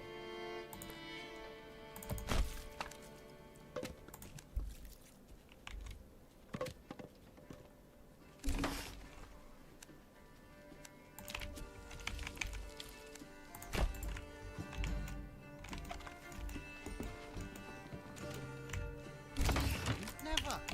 Perhaps he simply does not know how to cook properly.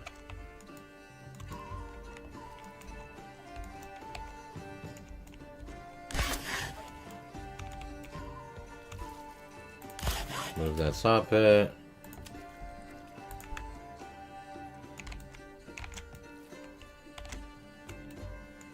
Yeah, we need to spam some, we'll put some, yeah. We got chickens, and then we'll also add some animal pens for some pigs and goats for sure. And then we're getting a space set up for an orchard right here too.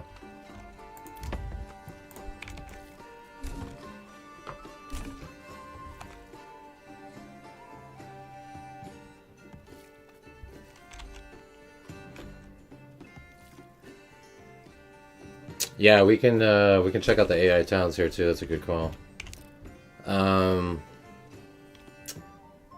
Yeah, sorry. Let's see, Kenny. What'd you say? You get switched into more square fields. Her harvest takes longer with long fields. Oh, interesting. Berries, berries, bursting with flavour and fit for a king. However, with the long fields, plowing with oxes is much more efficient. Interesting. Yeah, I don't know. Maybe there is something to be said for like harvesting process is better with square instead of rectangle. Maybe actually, I'm not sure.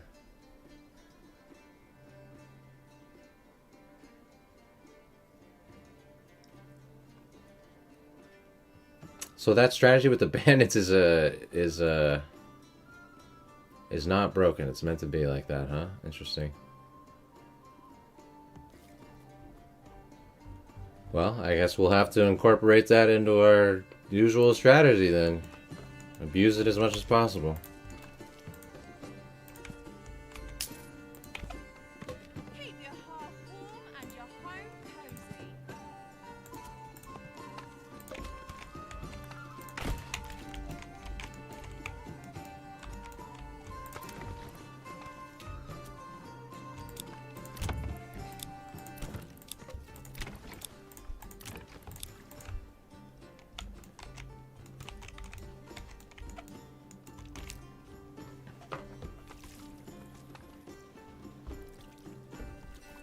Oh no, the droughts are fishing streams now. Oh my goodness.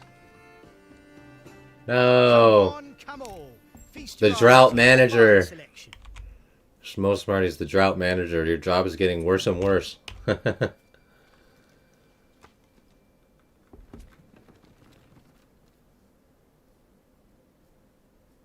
Gotta push the limit, that's right. There's always that trade-off, optimal versus nice looking, that's for sure, always. Maybe you should assign family to oxen stables for farming? Yeah, so it sounds like, I think Info Morat was saying, if you assign families to the stables, they actually help the farmers a lot. So I have not tried that personally, I don't really know the extent of that, but it sounds like definitely that's the thing. To your point as well, Kenny. So it sounds like that could be a really big play. So for the next harvest window, for example, instead of just having people assigned to the farmhouse, we could also make sure we assign someone like, here to this stable where we're using this ox for the farmhouse, and we can also order another one and upgrade to this to a actual stable, and then we'll have 2 ox that we can work with there. But yeah, we can definitely try that out. That's a good shout right there for sure.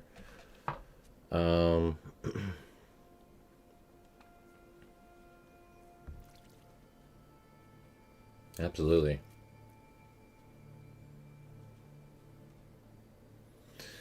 Yeah, I feel you, Alan. It's I mean, of course, like the micromanagement stuff is going to be, an aspect of any city builder game, really, at the end of the day, right? So unavoidable to a certain extent, but I do know what you mean. There are some things that you can, kind of set up,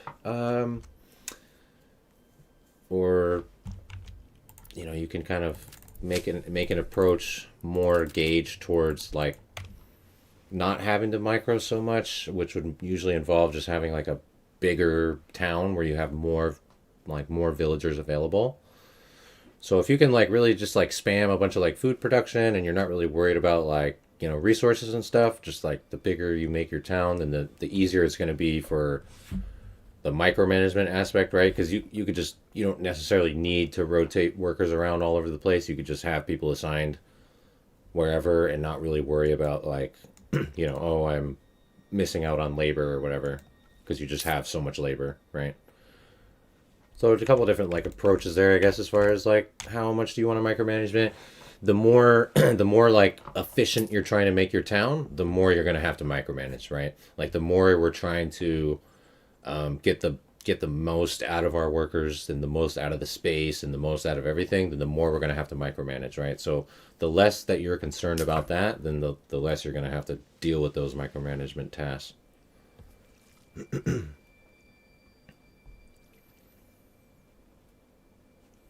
Yes, yeah, this game it makes a huge difference, yeah.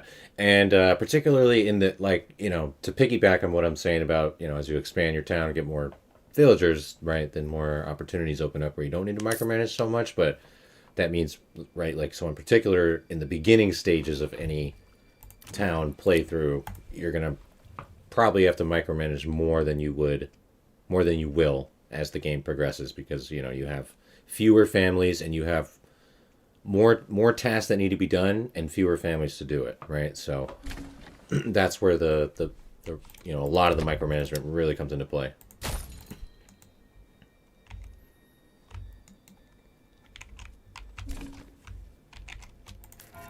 Okay, and we know we're gonna have the stone that we need for the church, obviously. So we can also did build a stonemason. We'll staff that up too. Start making some blocks. Okay, and then clay. Clay's way out here, but good time to maybe gather a little bit of clay for our construction materials. All right, let's see what's up with these AI towns, even though we can barely see anything during the winter, but looks like this guy's got charcoal. Got some backyard extensions going. Looks like they got their tier 2 church already. Level 1, level 1, level 1. Well, they're joiner shop, so they got a level 2 house right here.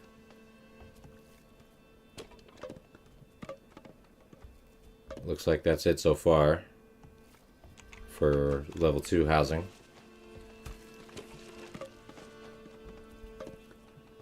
So they got a joiner shop upgraded, they got the church upgraded, and they got like a few backyard extensions and stuff. Not looking too bad. And there was another AI person over here as well. Okay, see that other AI town was a little farther ahead. See, these guys still have a tier 1 church. They have not upgraded their church yet. So the other town had upgraded their church. And they had a joiner's shop. Well, this one has a blacksmith right here, so they've got at least one tier 2 house. Got some backyard extensions over here. Looks like there's some apiary backyard extensions right here. Yep. So there's stuff going on. There's stuff going on in the AI towns. I guess we really need to, dude, we just haven't really been paying attention to much, but we also have raiders coming to attack our town and stuff. We just haven't really been paying attention, so. Whoops.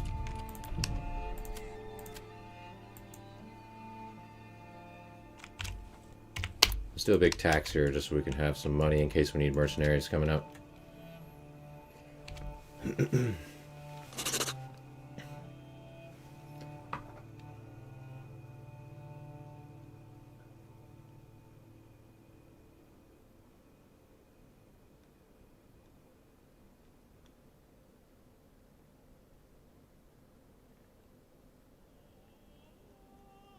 I know, it's all... Anything else you're gonna get nerfed? That's right, Smarty's... It's all Smarty's fault, dude. He exposed the rivers. Now they changed it, I know. Ay, ay, ay.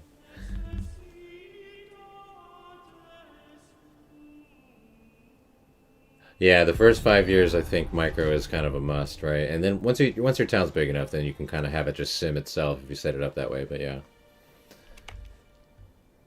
Okay. Enemy units. I mean, here's another example. Okay, we'll see what happens. But like, look, here's another example of what I'm talking about with the combat stuff. Like, these bandits are supposed to be attacking us. This is like one of the challenges in the game. It's like you got to be ready for bandits to attack your town by year 3, right? It's like, all right, cool, we're ready. We made it. We're like, all right, we're ready for bandits. And then they spawn all the way over here across the map, and they spawn into this AI region's town. So these bandits are never going to reach us. These bandits are like, These are useless to us. They're it's like this part of the game completely just might as well not even exist, right? Like, these bandits offer nothing to my experience in the game.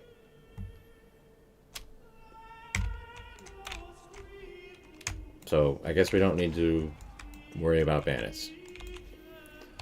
Looks like they do have 2 spear militias though, so that's an improvement. 2 full spear militias. Let's see what happens here.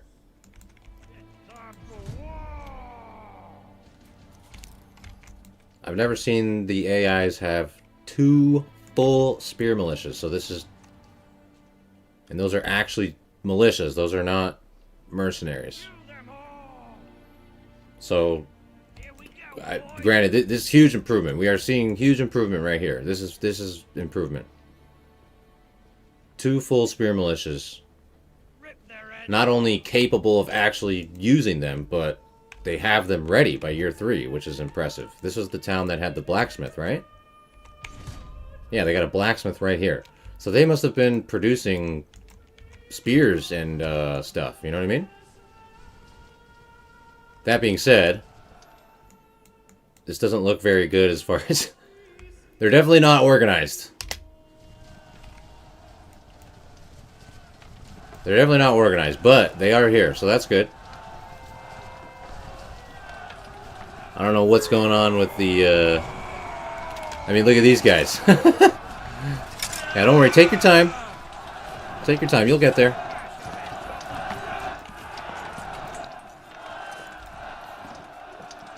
Okay, I mean, that is objectively a huge improvement, though. That we can see 2 full spear militias here. That's big. That's big. They either bought the military equipment or they crafted it. It looks like we saw they had a blacksmith, so I'm assuming they crafted some or all of it. So that's impressive. Happy about that.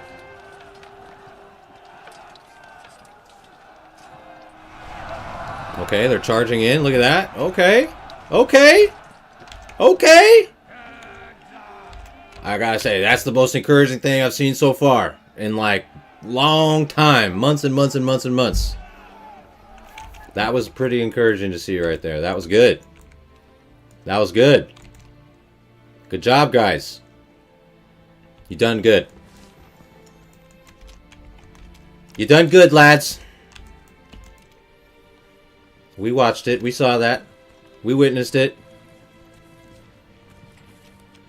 Alright. Credit given where credit's due, right? I mean, that's good. That's really good. It's great, actually. Fantastic. Not fantastic that the bandits don't reach our town. I mean, I still don't understand that system. Makes no sense at all. The bandits are supposed to be attacking us. It's kind of dumb that they, you know, they just get intercepted by another. They spawn into another person's region. That aside, very impressive to see. Well, not impressive, but very encouraging. That's the word I'm looking for. To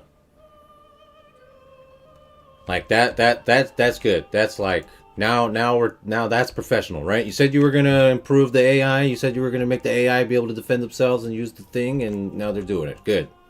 That's what I'm talking about. More of that. More of that. More of that. That was good. Let's see if we can get an army and attack them and see what happens. They're taking a neutral region, this one over here. So we'll let them do that for now. We're not ready for that, but yeah, it would when they were like running, like the actual engagement was not very good. You could see, like, they were kind of all scattered around, at least for the first part, but after they defeated the first little bit, then they had a nice like charge. They got organized and charged in together. So I don't know. That was definitely improvement there. Like, objective improvement, big time right there. Yeah, they're not coming for us, but they're going for a neutral region, but they will be coming for us.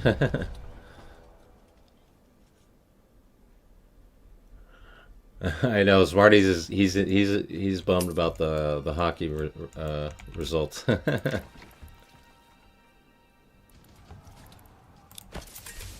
Plant some apples here. Alright, where these guys are going... See, they're taking out the bandit camp here that's in this neutral region, which they're claiming, so...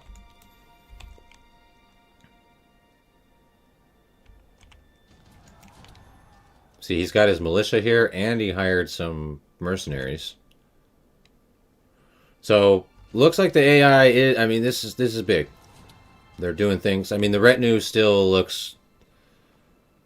The retinue's still bad because they never added any more. Like, they're running out here with only their 5 original retinue soldiers, which is not good.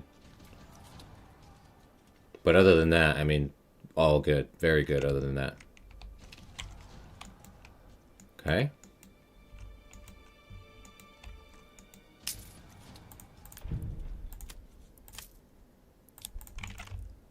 Interesting.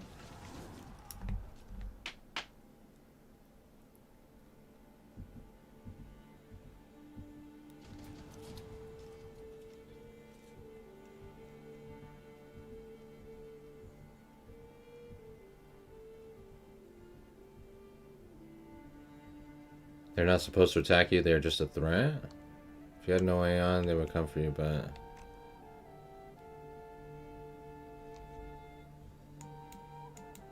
Huh. I mean, if that's how it's supposed to work, then that's dumb. I don't know what else to say. This is dumb. At least in my opinion. I mean, it's the same thing with the battlefield location. Half the time, it's just not even irrelevant. It just makes no sense. Yeah, they fixed everything. True. I guess they did. We're ready for a full release.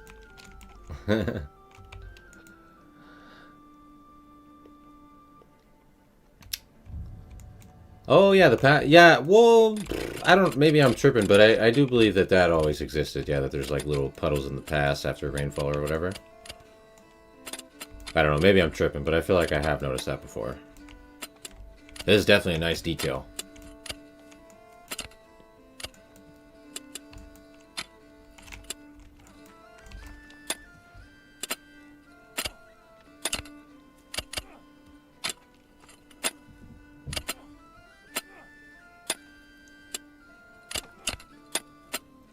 Good job, guys. Good mining.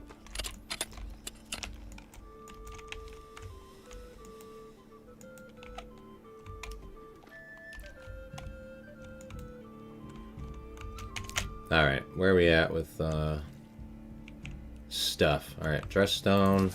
So let's go ahead and stop selling rough stone. And let's instead sell dress stone, because it's more valuable.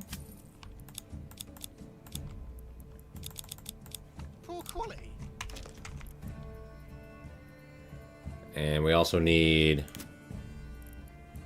some mortar and then some clay roof tiles to be able to upgrade our church.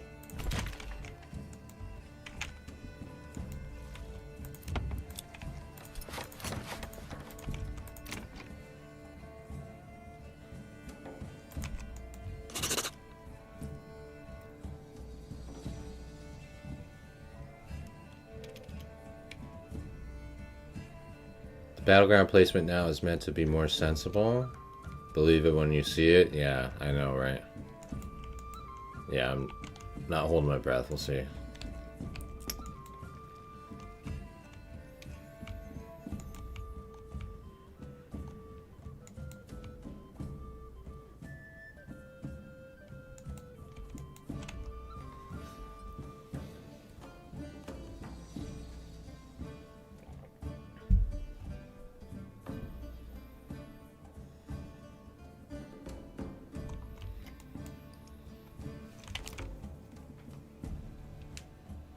We do need to get some, we're missing a lot of stuff, so, but we need clothing. Hopefully this extra food source will be kicking in here, and I guess we should have planted some barley, but we did not. Stole 7 chicken, dude, come on. That's the good stuff.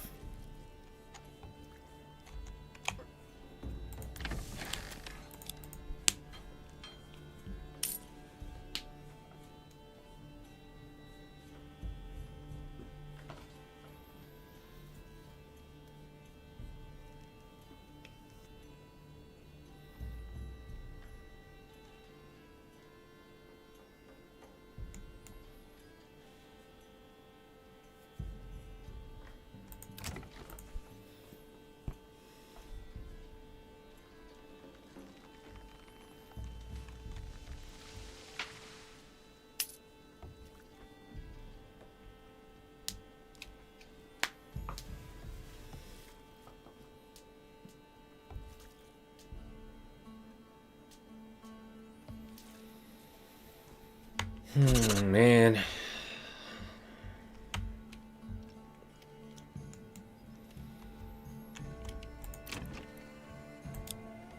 What a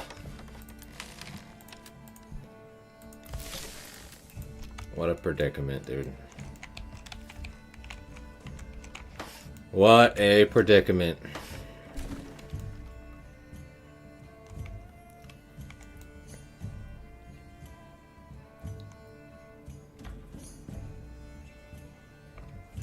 $16,000? That would be crazy.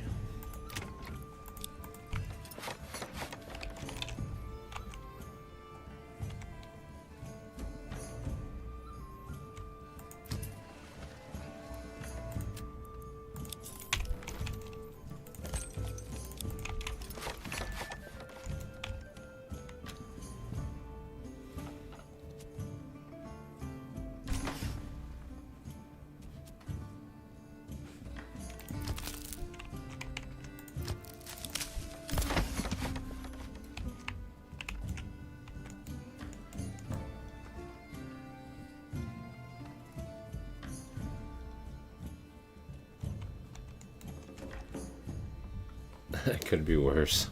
I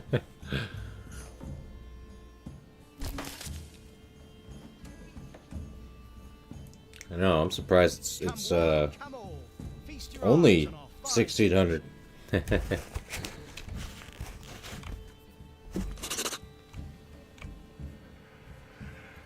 No, I mean that's a lot. You know how it is.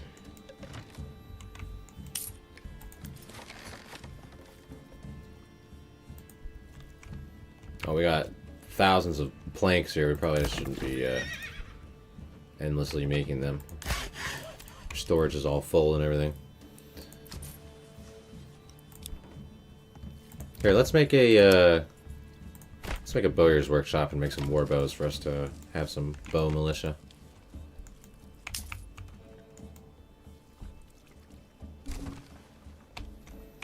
Import iron slabs. Let's see. Iron slab is a major trade. Import 12.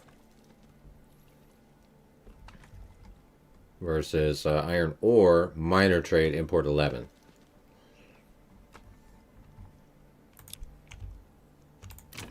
Alright, we got bowyer. We'll start making some war bows. Got all these planks. Got like 1 billion rubble stone, too.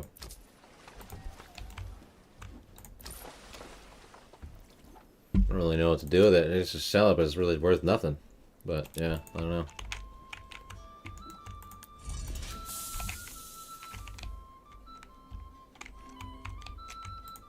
Some clay.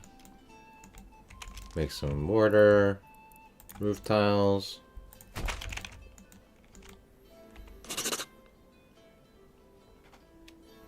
Yeah, with the perk discount, it's to 11. Yeah, that's so weird too, because it's like, that's not 30%, obviously, you know? It's like,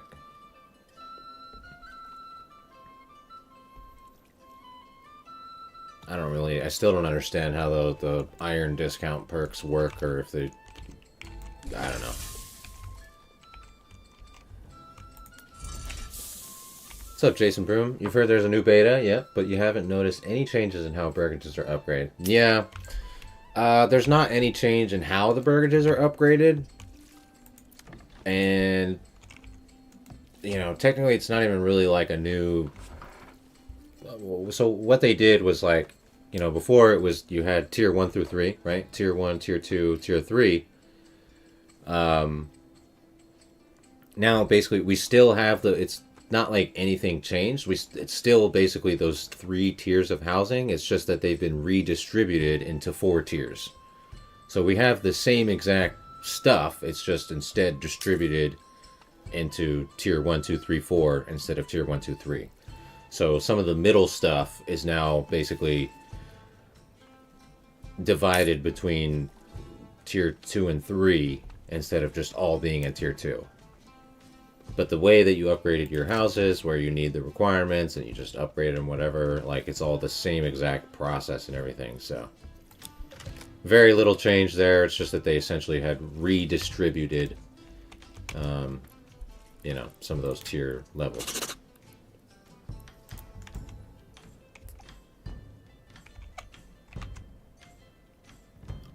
Do we need another storehouse?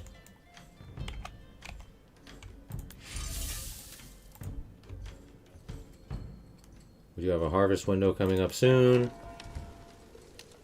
Get some roof tiles and then we can upgrade our church. Yeah, it's like 30% off of 2. I know, which doesn't make any sense. Like, I don't understand how that works at all. Oh, thanks, Jason. That's nice of you, dude. Appreciate it.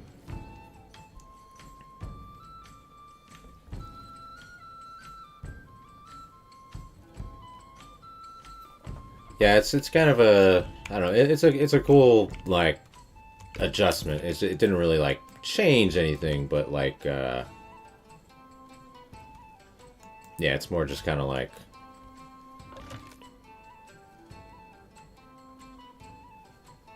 you know, kind of then you have to like kind of reconsider like pretty much the main difference is that some of the like more desirable artisan extensions like the bakery and cobbler shop are now, you know, all those were available at tier 2. Now you have to get to tier 3 to be able to access those. So it's basically the main change and the main reason that they added the new tier. So, or redistributed the new tier, whatever you want to call it. Alright, we do have a September window here, so let's go ahead and free up some labor. Max out our, or let's do, so the farmhouse, and then let's put someone on the stable. And let's see how that works.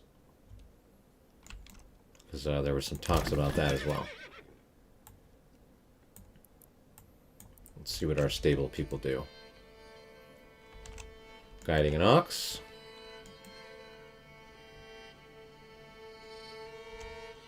Okay.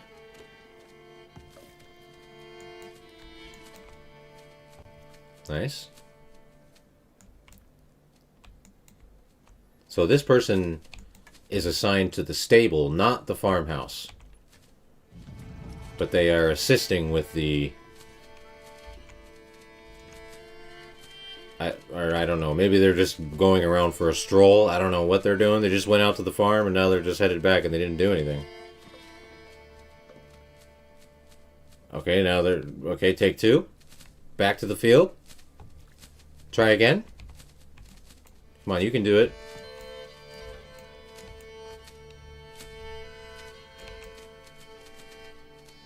Okay, what now? What are we doing now? Okay, back to the farmhouse. This doesn't seem right. Back to the stable, huh? Okay. Back to the farm. What are we doing? Are we doing anything? Or are we just walking back and forth? What is going on? Are they grabbing stuff? Is he grabbing like a load of stuff? How do we know?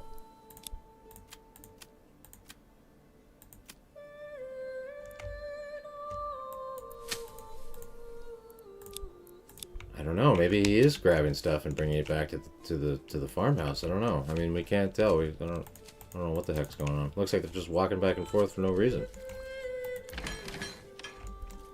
Is he delivering wheat sheaves?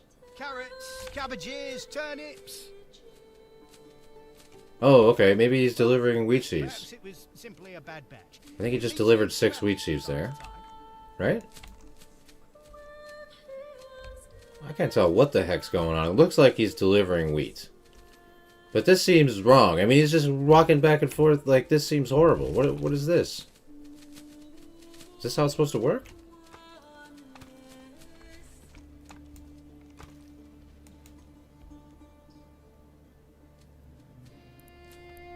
Vegetables. Huh. Get your daily dose of cream. Yeah, isn't there supposed to be like a cart or something? Like, what? I'm so confused. I don't really understand what's happening right now. Looks like they're just walking back and forth from the field to the farm for no reason. I think they're delivering wheat Get though, right up and sample. Keep your hearth warm and your like home 5 or 6 at a time. Hard to tell.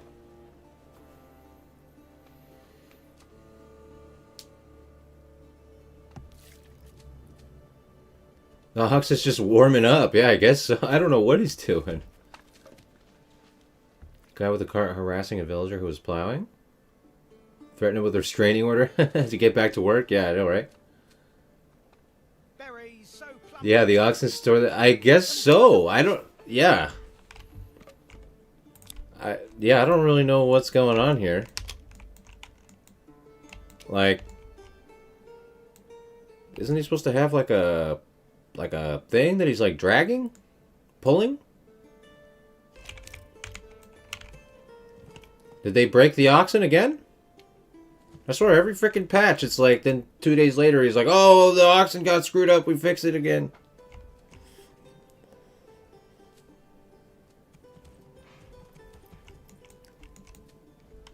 Oh, you like this guy? Yeah, dude. Where's your cart? Where's your plow?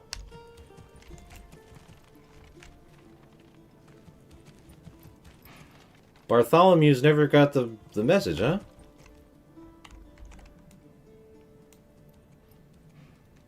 Who knows?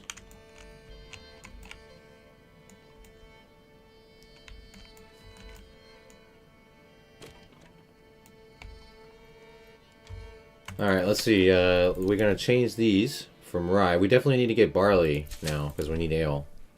So, let's get some barley.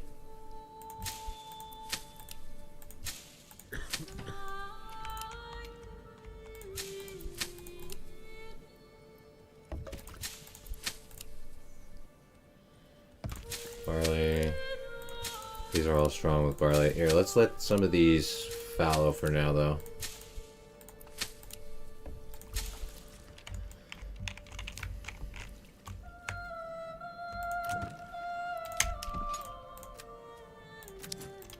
Archers. Okay, so see, we want a bakery extension now, right? But we need tier 3 housing for this bakery extension, right? So, like, we still don't have like clothing or ale, you know what I mean? So we still can't use the bakery. So that's like one of the bigger adjustments, right? So we'll use communal oven for now.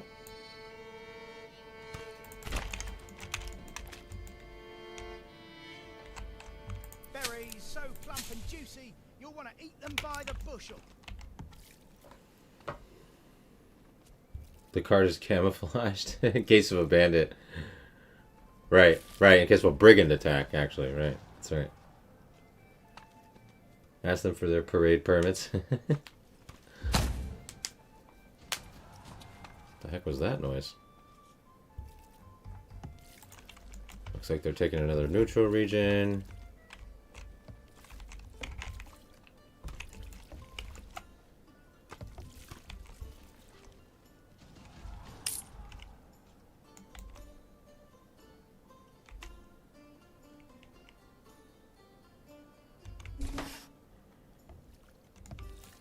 Okay, communal oven.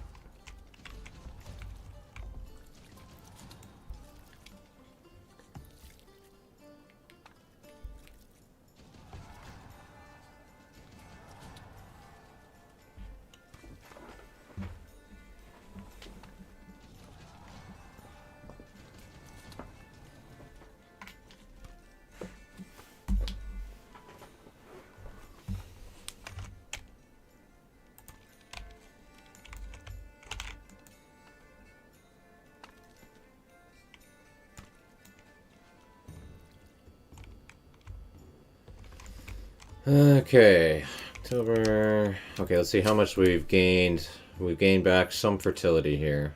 Not all of it, but decent enough.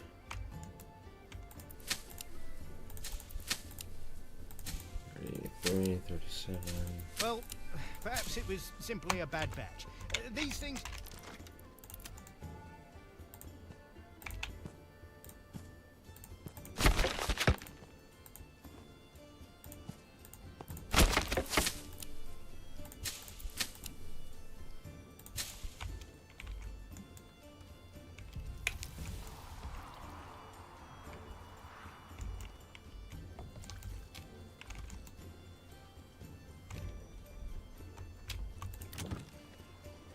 So we won't be able to get clothing and ale coming in until this next harvest, basically, but...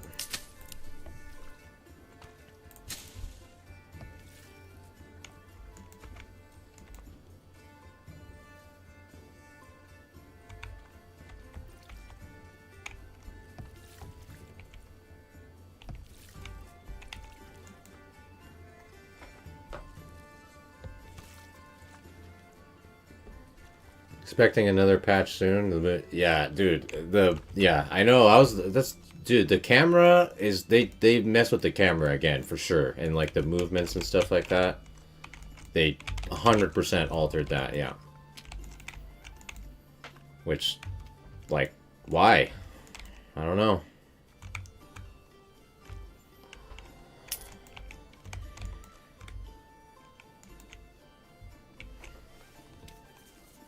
That was one of the first. That was like the first thing I noticed when I started up the game. I was like,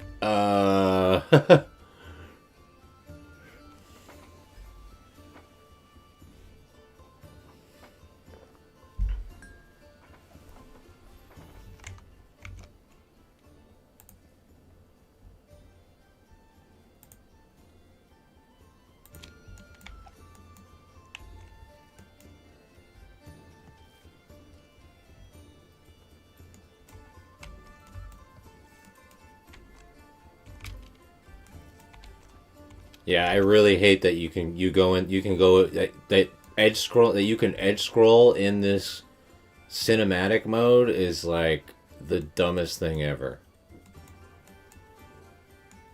Like, cause you can't see the mouse, so it's like, what do you mean there's edge scrolling, dude? Like, how? That's just stupid. Yeah, let's introduce edge scrolling when you can't see when you're touching the edge.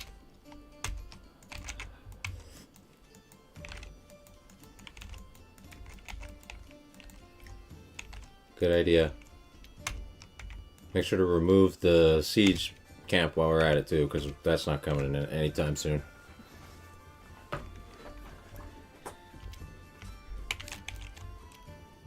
You got it, Greg. Good idea. Good management.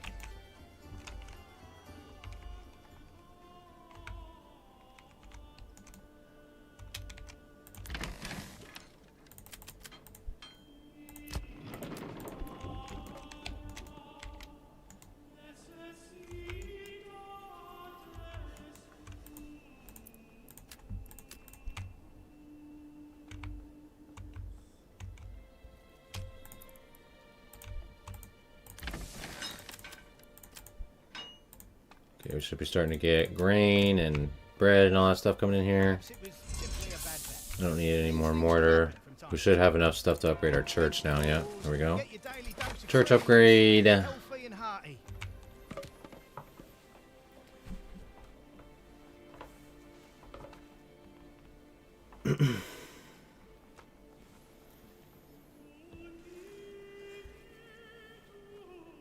be shy, good sirs and ladies. Yeah, true. I mean, maybe that's a factor. Yeah, who knows? I don't know. Maybe it's involved with the optimization, I guess. I don't know. Not very optimized if it breaks mid playthrough and I have to save and reload.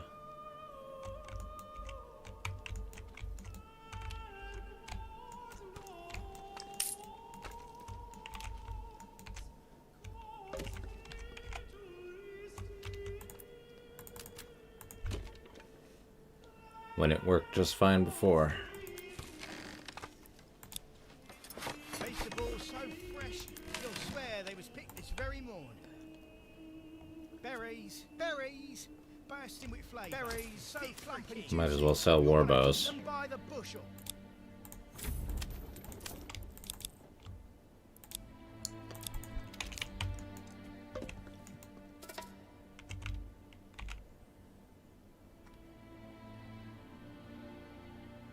Oh, is it featured in the patch notes? I didn't even see that. Yeah, let me find that now. I want to see that now. Tab. Oh, yeah. Oh, yeah, it's under Styling and Quality of Life. Added a short fade in when spawning tab building floaters. Thank you so much, guys. What an awesome feature. What an awesome styling and quality of life feature. Wow, these guys are really cooking. Guys are really cooking. Huge quality of life. Wow, that's insane. I can't believe... Thank you for pointing that out, Ned. Wow.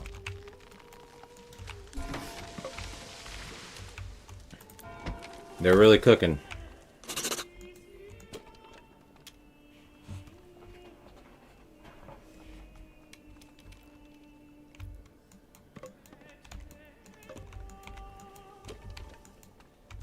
It's really exciting stuff that we got going on here.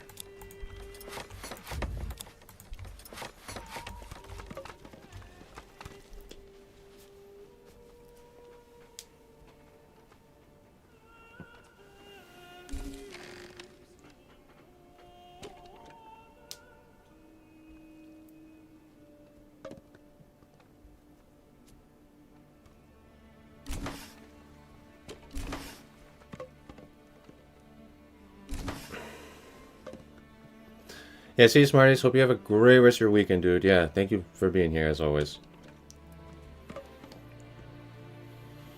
Yeah, the hard start. I know, maybe we'll do that in the next... I don't know.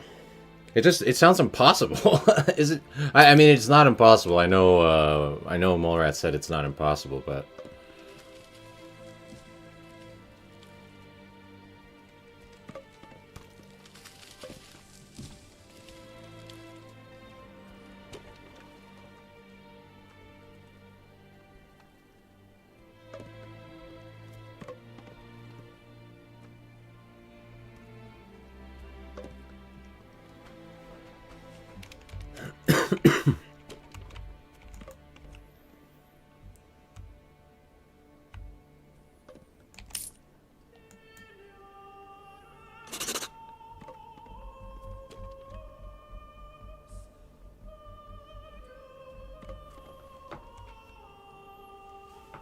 No, watch Devil a hard start. Yeah, well, hey, well, we can try it. We've done other hard starts, but not that one. Down to one family, yeah. Right, the impossible start. Yeah, not even hard start. Help me, Obi-Wan. You're my only hope.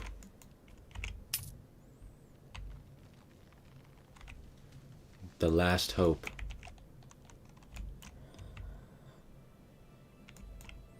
Alright, we got our church upgraded. We're just waiting, I guess, really. We need, clothing and ale and stuff to be able to get this next housing tier.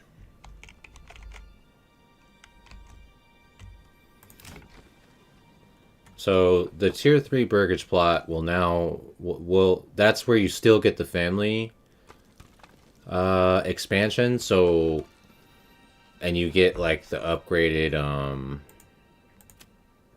like you get the additional like artisan extension options and stuff like that.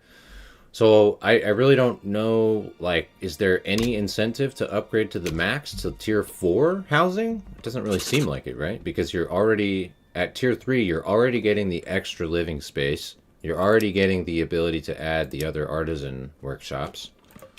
What else is there to get beyond that? I don't think there's any point. Like, what's the point in going to the new max tier 4 housing? Is there any point?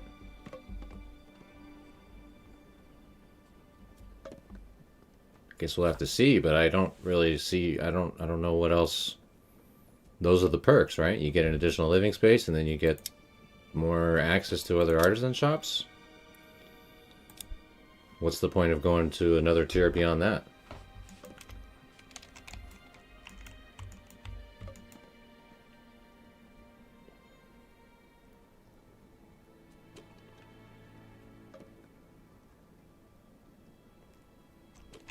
Time for the love bomb.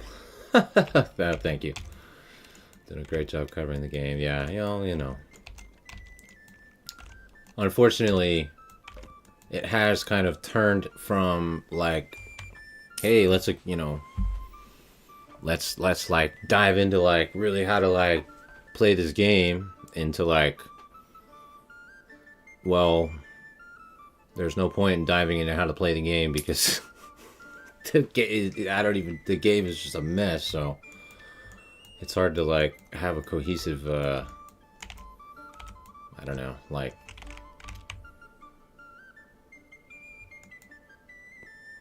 game plan or whatever in that regard. But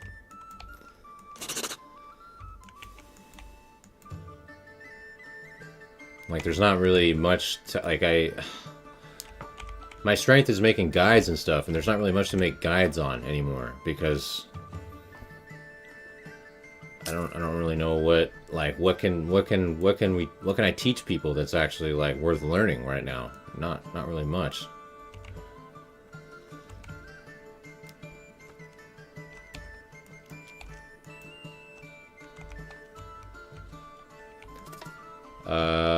Yeah, honestly, I think we're just kind of cruising right now as we're just waiting for, we need the next farming window because we need that stuff to upgrade.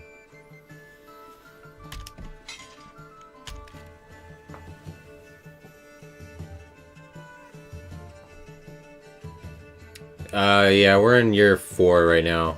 Yeah, we have not been like playing very well, so we're not like, we're like behind or whatever. We're not really like,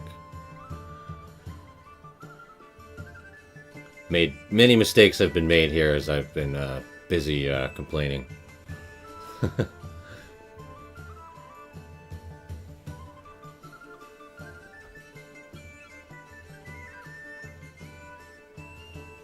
That's true. There's not so much to manage when we only have 3 people to look after.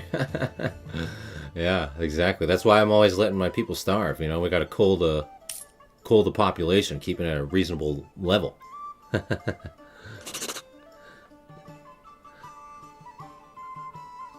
New to the game, you need to be taught how to how to develop a city to plot level 3 without being on a non. Oh, with. Okay, yeah. I mean, definitely, if you're new to the game, and you're new to the channel and stuff, definitely check out some of the. I know you mentioned you had already watched some videos, but yeah, we've got quite a few, especially like kind of like town startup videos, which will help you kind of like get a infrastructure set up and kind of know what like what factors to kind of look out for and prioritize and all that kind of stuff. You know what I mean? And able to like be set up for success and set up for growth.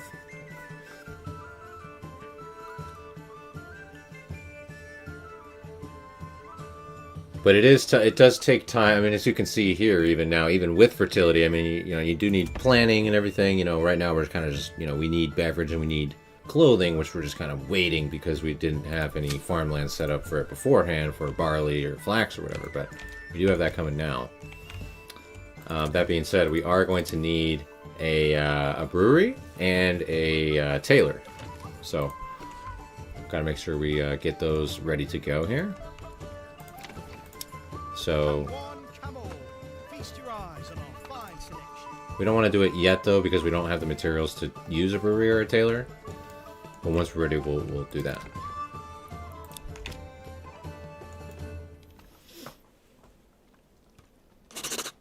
Need another game? Yeah. I mean, I have tried streaming some other various games, and I have made some videos for other games as well. Farthest Frontier, Godsworn, we checked out like Fabledom recently. A few other various games or whatever that we've either live streamed and or made videos for and stuff. It's just the problem is they just don't really perform very well. I mean, yeah, like it's just I've put a bunch of effort into like other videos for other games, and I mean, I make like cents, like a few cents on the video or something, so it's just kind of hard to justify. Like from an objective standpoint. There's just not really the same level of interest, I guess, or at least I don't know how my channel is with the algorithm on YouTube and stuff like that, I guess, or you know the viewer base, you know, that's here and stuff like that. Definitely seems to be,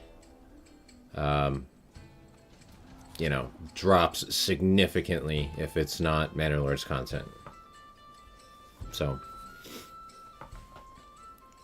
I do play other, like I do also, like I stream stuff more like casually on my Twitch channel. Like I've been playing, I'm a long time, like I've played like World of Warcraft since I've been young, you know, lifelong World of Warcraft player or whatever. So I've been playing some of that recently and stuff that I stream on my Twitch, more just kind of like for fun. Not like this whole, you know, different type of vibe than this.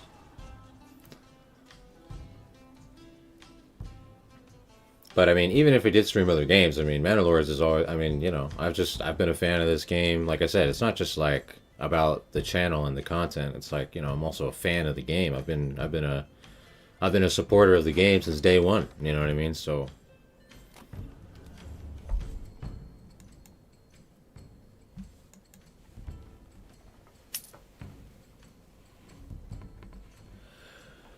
Yeah, it's true, Ned. That is true. It's hard to find another city builder that is as good as this one, despite all the problems. I mean, it's true. That is a fair statement. Absolutely. Yeah, and we've had quite a few games shared, like in the Discord and stuff like that, which all look really good. And we have been checking them out here and there and stuff. It's just, you know, don't have an unlimited budget to like get all the games, but also, you know, there's like objective like interest levels and stuff, which,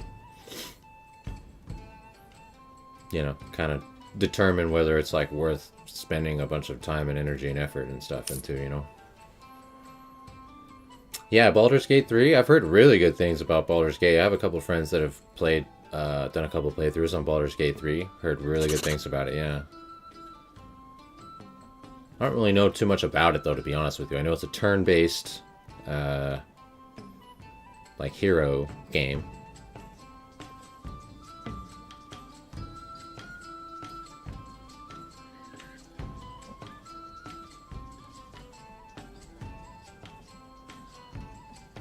I mean, obviously, you know, city builders, RTS. My background is definitely RTS, like, you know, Age of Empires, city builders and RTS, you know, Age of Empires, Warcraft 3, StarCraft 2, Pharaoh, Majesty, a lot of old school, you know, RTS city builder kind of games like that for sure. And then World of Warcraft.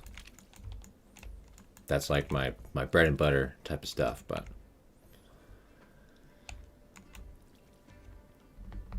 I'll see you, Kenny. Have a good rest of your Sunday, and hope you have a great week coming up and everything, Kenny. Thanks for being here, dude.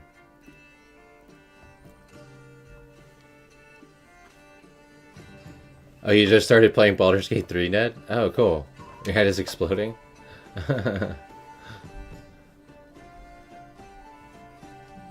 Want to check out for demos for Wind Rose, a pirate survival game. Interesting.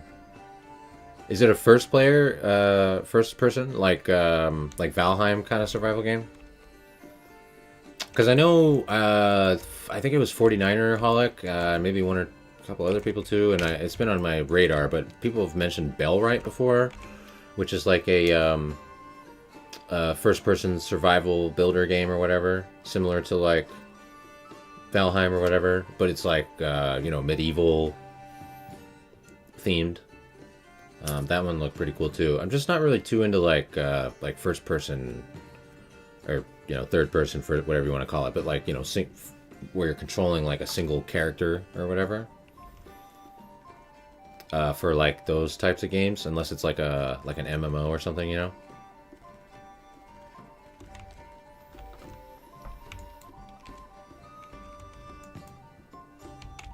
Alright, we do have a harvest coming up here, so we should hopefully be able to get what we need. Alright, let's get ready for that.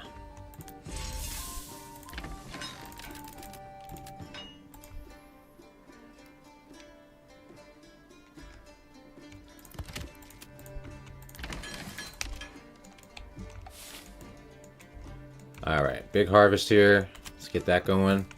Then we should be able to make ale and clothing.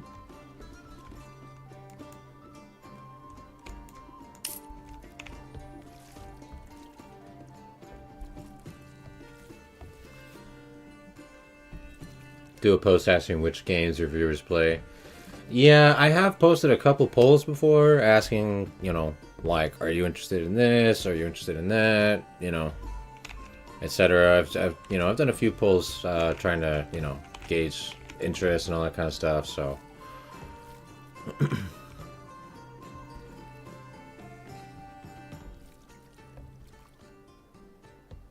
play Baldur's Gate 3.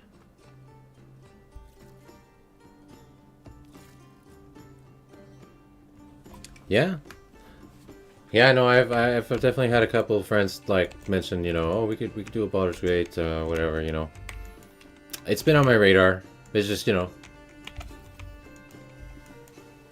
another thing, time and all that. But yeah, no, I'm, you know, posting your Discord.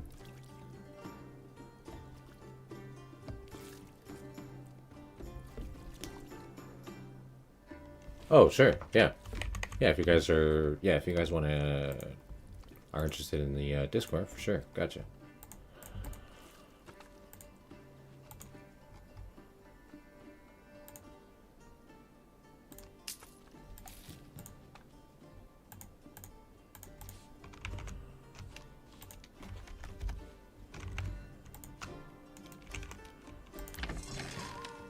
Okay, hopefully we had a decent harvest there. Looks like we're starting to get some more apples. We got a bunch of carrots. We got wheat and rye bread. All good things, all good things. Alright, so let's change these fields over.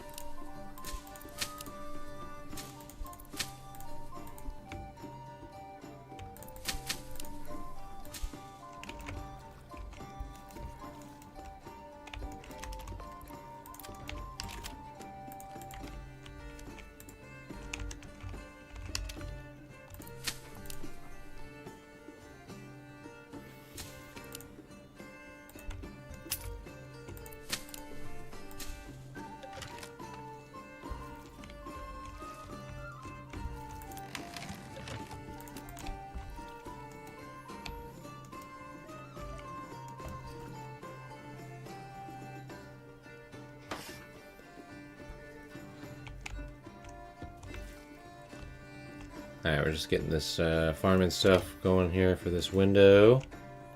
And we should have clothing and ale coming into play here, and then we can upgrade to the new tier 3 and see what's going on.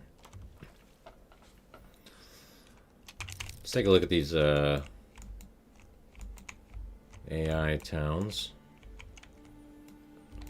This town, so they still have not upgraded their church. That's kind of weird. The other town had it upgraded a while ago. It's also kind of weird that we can see all of the tab overlays for the AI towns too. Seems really glitchy, like it pops in and out, but okay. So that's one of the enemy towns. And here's the other one. See, they had their church upgraded. Got quite a few backyard extensions. Looks like they got this joiner's shop. I mean, looks like they're able to I mean, both of these, they're able to upgrade a ton of houses. Look, all these houses are ready for upgrade, I guess. Huh. Interesting. Okay.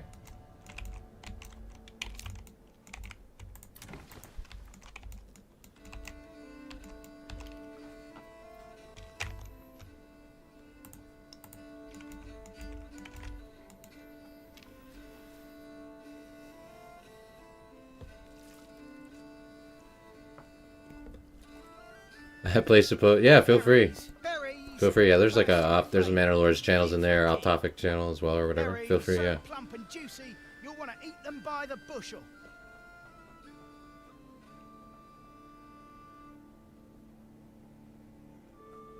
Don't be shy. sirs and I see. ladies. So that's not supposed to be that way. Okay.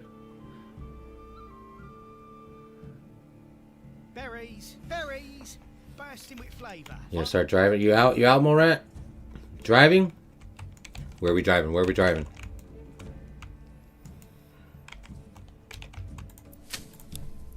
Oops. Okay, we can get barley. We need more barley. Barley.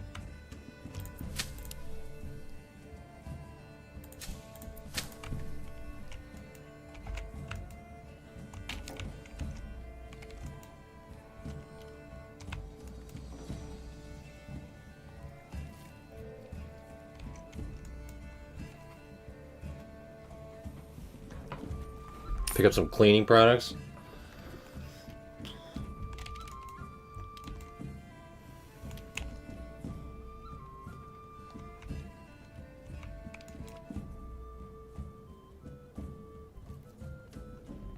Oh, Flagstaff and Phoenix. Oh, wow.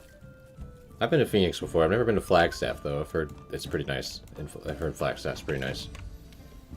Nice. Well, thanks for popping in, Mora. I hope you have a good rest of your day and everything, dude. Thanks for being here, as always. Yeah, have a safe drive and everything, dude.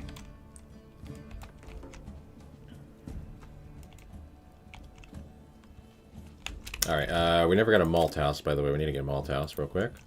Get that.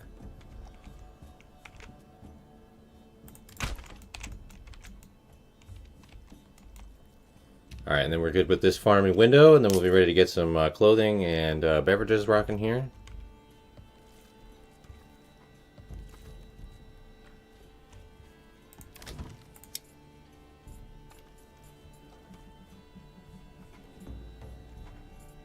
Alright, let's do one tailor. And one brewer. There you go. And then we're also going to need a weaver's workshop as well. We got our malt house, our weaver's workshop, we got our tailor and our brewery coming in. We're going to start supplying clothing and ale. And then last thing we're going to need is a tavern.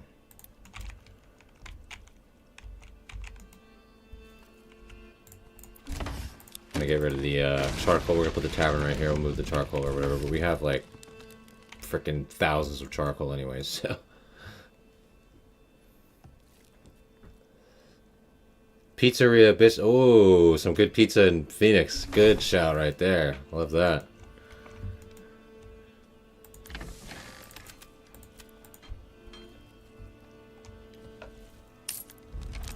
I will staff up our malt house and our weaver's workshop. And we've got our tailor ready to make clothes from linen. Good. And our brewer's ready as well. Perfect. All that stuff should start coming together.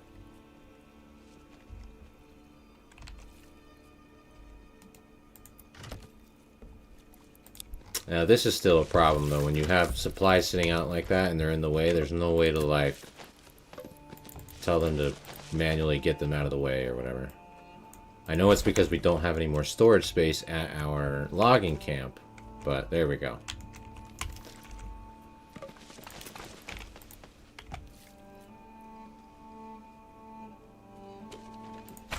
Alright, we'll get the tavern.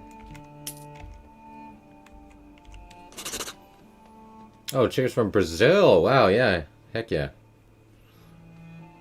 Brazilians are my favorite footballers. We were talking about that recently, I think, like last weekend or something. Got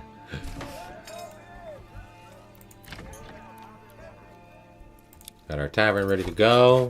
Looks like we are starting to... There we go. We can see the ale is starting to get produced. Boom. All good things. We can also go ahead and get a... once we're ready for it, we'll get the bakery. Once we get to tier 3, we'll go to a bakery instead of the communal oven. And there we go. We're starting to see clothing coming into play and ale. Perfect. So we'll staff the tavern.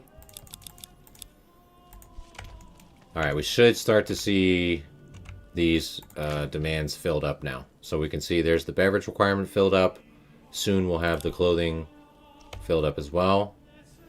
So we're on the verge of Tier 3 here. The new version of Tier 3. 2.5.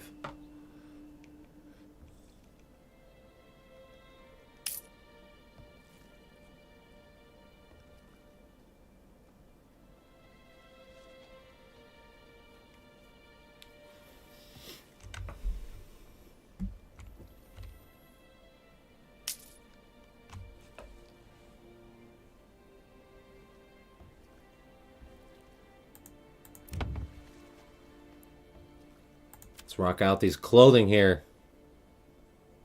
There we go. We are producing that clothing. Good, good, good. Alright, there we go. We can now see. There we go. Got all these things filled out now. Ready for Tier 3 upgrade. Very good.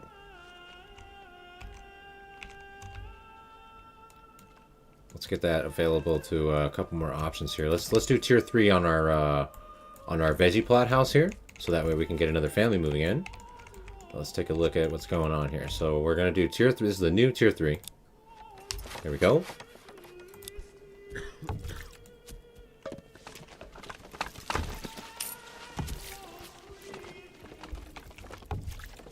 Can upgrade this one as well to the new Tier 3.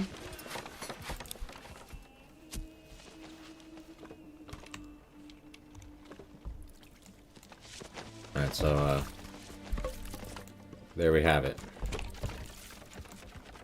New Tier 3 housing. Pretty much looks the same as any other housing. There it is. In all its glory. So now we can add the Tier 3 extensions. Bakery or cobbler, right? So that's what we really want. We don't necessarily want it to be on a double house, but, you know, whatever. We'll go ahead and just put a bakery here. Cool. And we got a bunch of rye and wheat flour ready to go here. So yeah, as we can see, now we're producing the clothes, the ale. We got this new Tier 3 going on. And if we want to reach Tier 4, it looks like we already have everything that we need for Tier 4 even, other than the like to make shoes. We just put in a cobbler's workshop. We already have some hides from our goats. So if we just put in a tannery. So if we just put in a tannery, make some hides, and then use one of our newly upgraded Tier 3 houses. See, let's put this one to Tier 3, for example, as well. And then we can put a cobbler shop over here. And then we will be ready for Tier 4. So, I mean, as you can see, the difference between Tier 3 and Tier 4 seems very minimal. Like, as soon as we were upgraded to Tier 3, we already have everything checked other than shoes. So, but yeah, you can see here's the Tier 3 housing. Pretty much, once again, it's not really it's not really anything new, you know. It's not like we got a new tier of housing. It's just that we got a redistributed tiers of housing that already existed. So it's kind of underwhelming in that sense, but I mean, it's cool. Like I said, it does make sense that it's like the bakery and the cobbler are like very powerful artisan extensions, so it makes sense that you need to, you know, develop a little bit further to get to that point.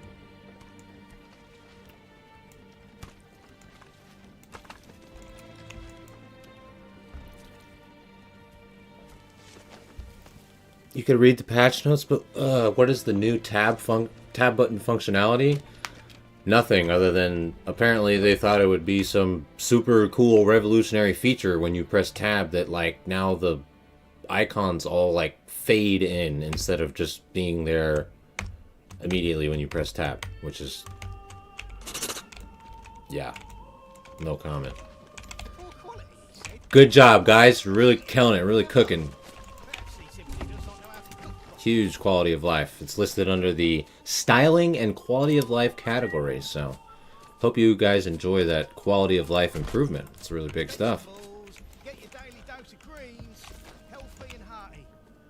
So we got another tier 3 over here. So we're gonna put the cobbler shop.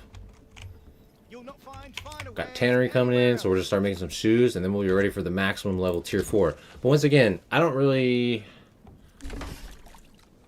understand what's the point of going to tier 4.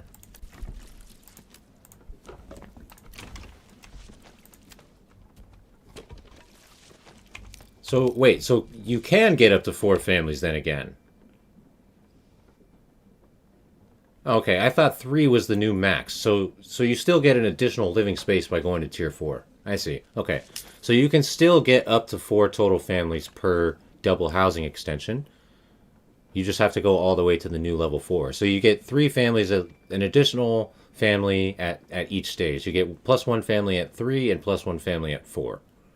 I see. Okay. So that's the only incentive to go to level 4, is that then you actually get the maximum amount of living spaces. Then you can actually go up to 4 again.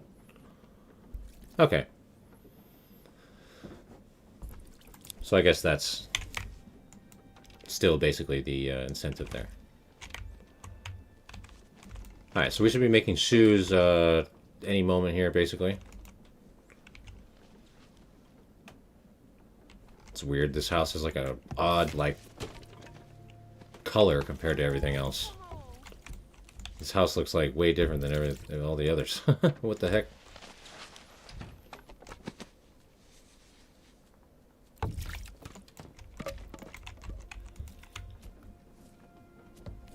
So as soon as we get shoes,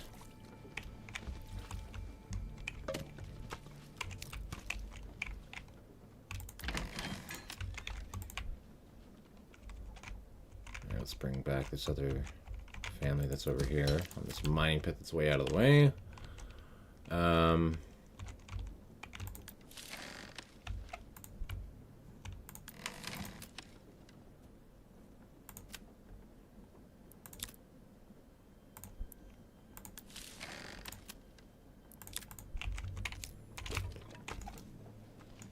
Okay, once those shoes start coming in here, we're starting to see 1 shoe. Okay, so soon we should be able to. This should be checked very soon here.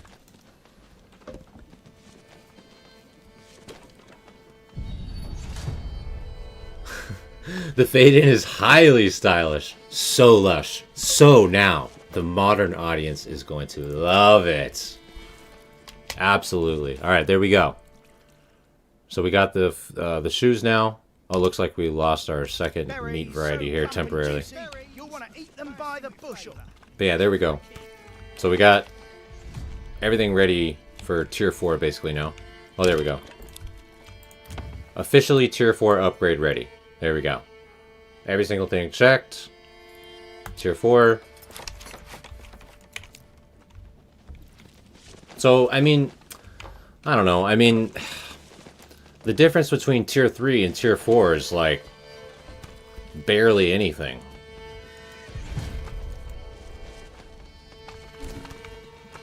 I don't know, it doesn't really feel... I mean, we upgraded to tier 3 and then, like, literally, like, 2 minutes later we were ready to upgrade to tier 4, so... I don't know.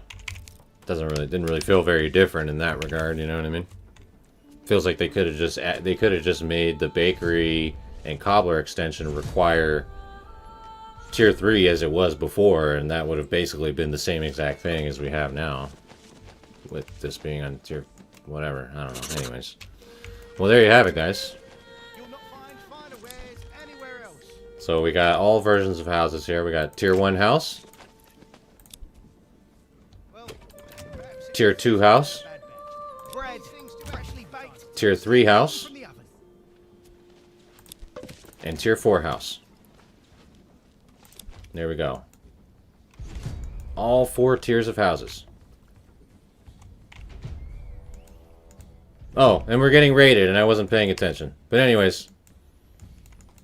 Yeah, I was not paying attention to that. We're just looking at the tiers of houses. Anyways, I think that's going to be a good spot to call it anyways, because we are at the 3-hour mark, so... We'll watch them burn our town down. Farewell, sweet town. It's been nice knowing you. Burn it down. Burn it down. I hated this town anyways. Burn it. Burn it all. Yes. There we go. Kill them all! Kill them all. Here we go, boy! It's time for war! There it is. There it is. There it is, boys. It's time for war! We made it.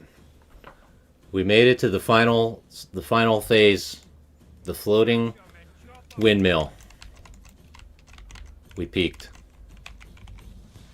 Oh, we're at scrolling. Where am I? I'm back. There it is.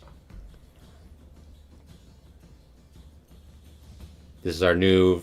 This is gonna be our next thumbnail right here. Yeah, that was better. That was better. It did take a dip in the frame rate, but only temporarily. Yeah, to the villagers. I have altered the deal. That's right.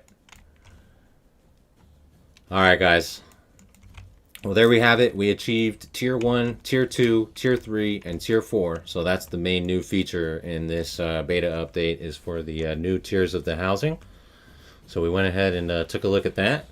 And we can see we did notice improvements with the AI as far as like when they had raiders that came and attacked or whatever. They rallied up 2 full spearman militias, which was definitely pretty impressive. But I'm still a little confused about, did they just like have those already, or did they actually like either purchase or craft all of those materials and stuff to make the militia? I don't know, but either way, that was pretty good. Like as far as seeing them being able to do a little bit more, have a little bit more military power and all that kind of stuff. So that was cool. But yeah, guys, I think we're going to wrap it up here for today. We did, like I said, the main new feature with this patch is the new housing tier thing, right? So we went ahead and checked that out for the most part. And yeah, I mean, kind of feels like there's very little difference between Tier 3 and Tier 4, but yeah, we could definitely see the effect of like, you know, we weren't able to get that bakery extension so early on, which definitely, you know, we weren't able to get that massive wheat bread production going like right off the bat kind of thing, you know, so that definitely makes a pretty significant difference as far as maybe approach and strategy in that regard. So, but yeah, guys, cool stuff. Hopefully you guys enjoyed the stream today, and I hope you guys have been having a really good weekend, and I hope you have a really good rest of your Sunday here, and a good week ahead. I'm still planning on doing a video that highlights the that strategy with the look at this mess, the strategy with the brigands like moving into the town and really maximizing that and stuff. I'm still planning on doing that, so keep your eye out for hopefully I'll be able to knock that out for this week and stuff. But yeah, cool guys, appreciate you all for being here. Oh yeah, that's true, Baff. Another good point. Yeah, so the Tier 4 also, so you get another housing space, and then you also get another an extra regional wealth per month or whatever from the taxing. Yeah, so that's good. Our villagers are freaking out, guys. we gotta cut them loose. We gotta cut our villagers loose. They're losing their minds. Look at this. They don't know what to do. They don't know what's going on. They're lost. It's over. The apocalypse is happening. Our Lord is abandoning us. No. Sorry, guys. The townsfolk have lost their minds. It's time we bid them adieu.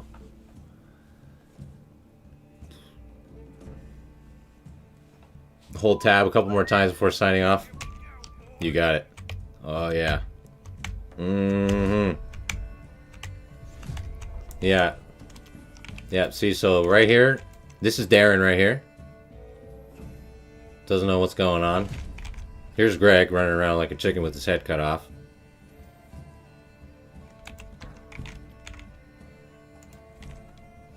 Here comes the AI guy swooping in. Oh, don't worry, guys, I'll fix everything. I got you. Never mind. I'm abandoning ship. There it is.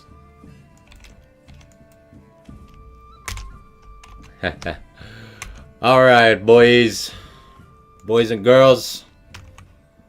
That is it for today. We are signing off. GG's. Thank you guys very much. I really appreciate you all. And hope you guys have a really good rest of your weekend here and a great week ahead. Fun times for today. Thank you once again. We are signing off, guys. Good stream today. Catch you guys soon. We'll hopefully have that video this week for the extreme, apparently fully legitimized extreme raider / brigand move-in strategy. All right, guys. Catch you later. GG's. Have a good one, guys. Thank you so much.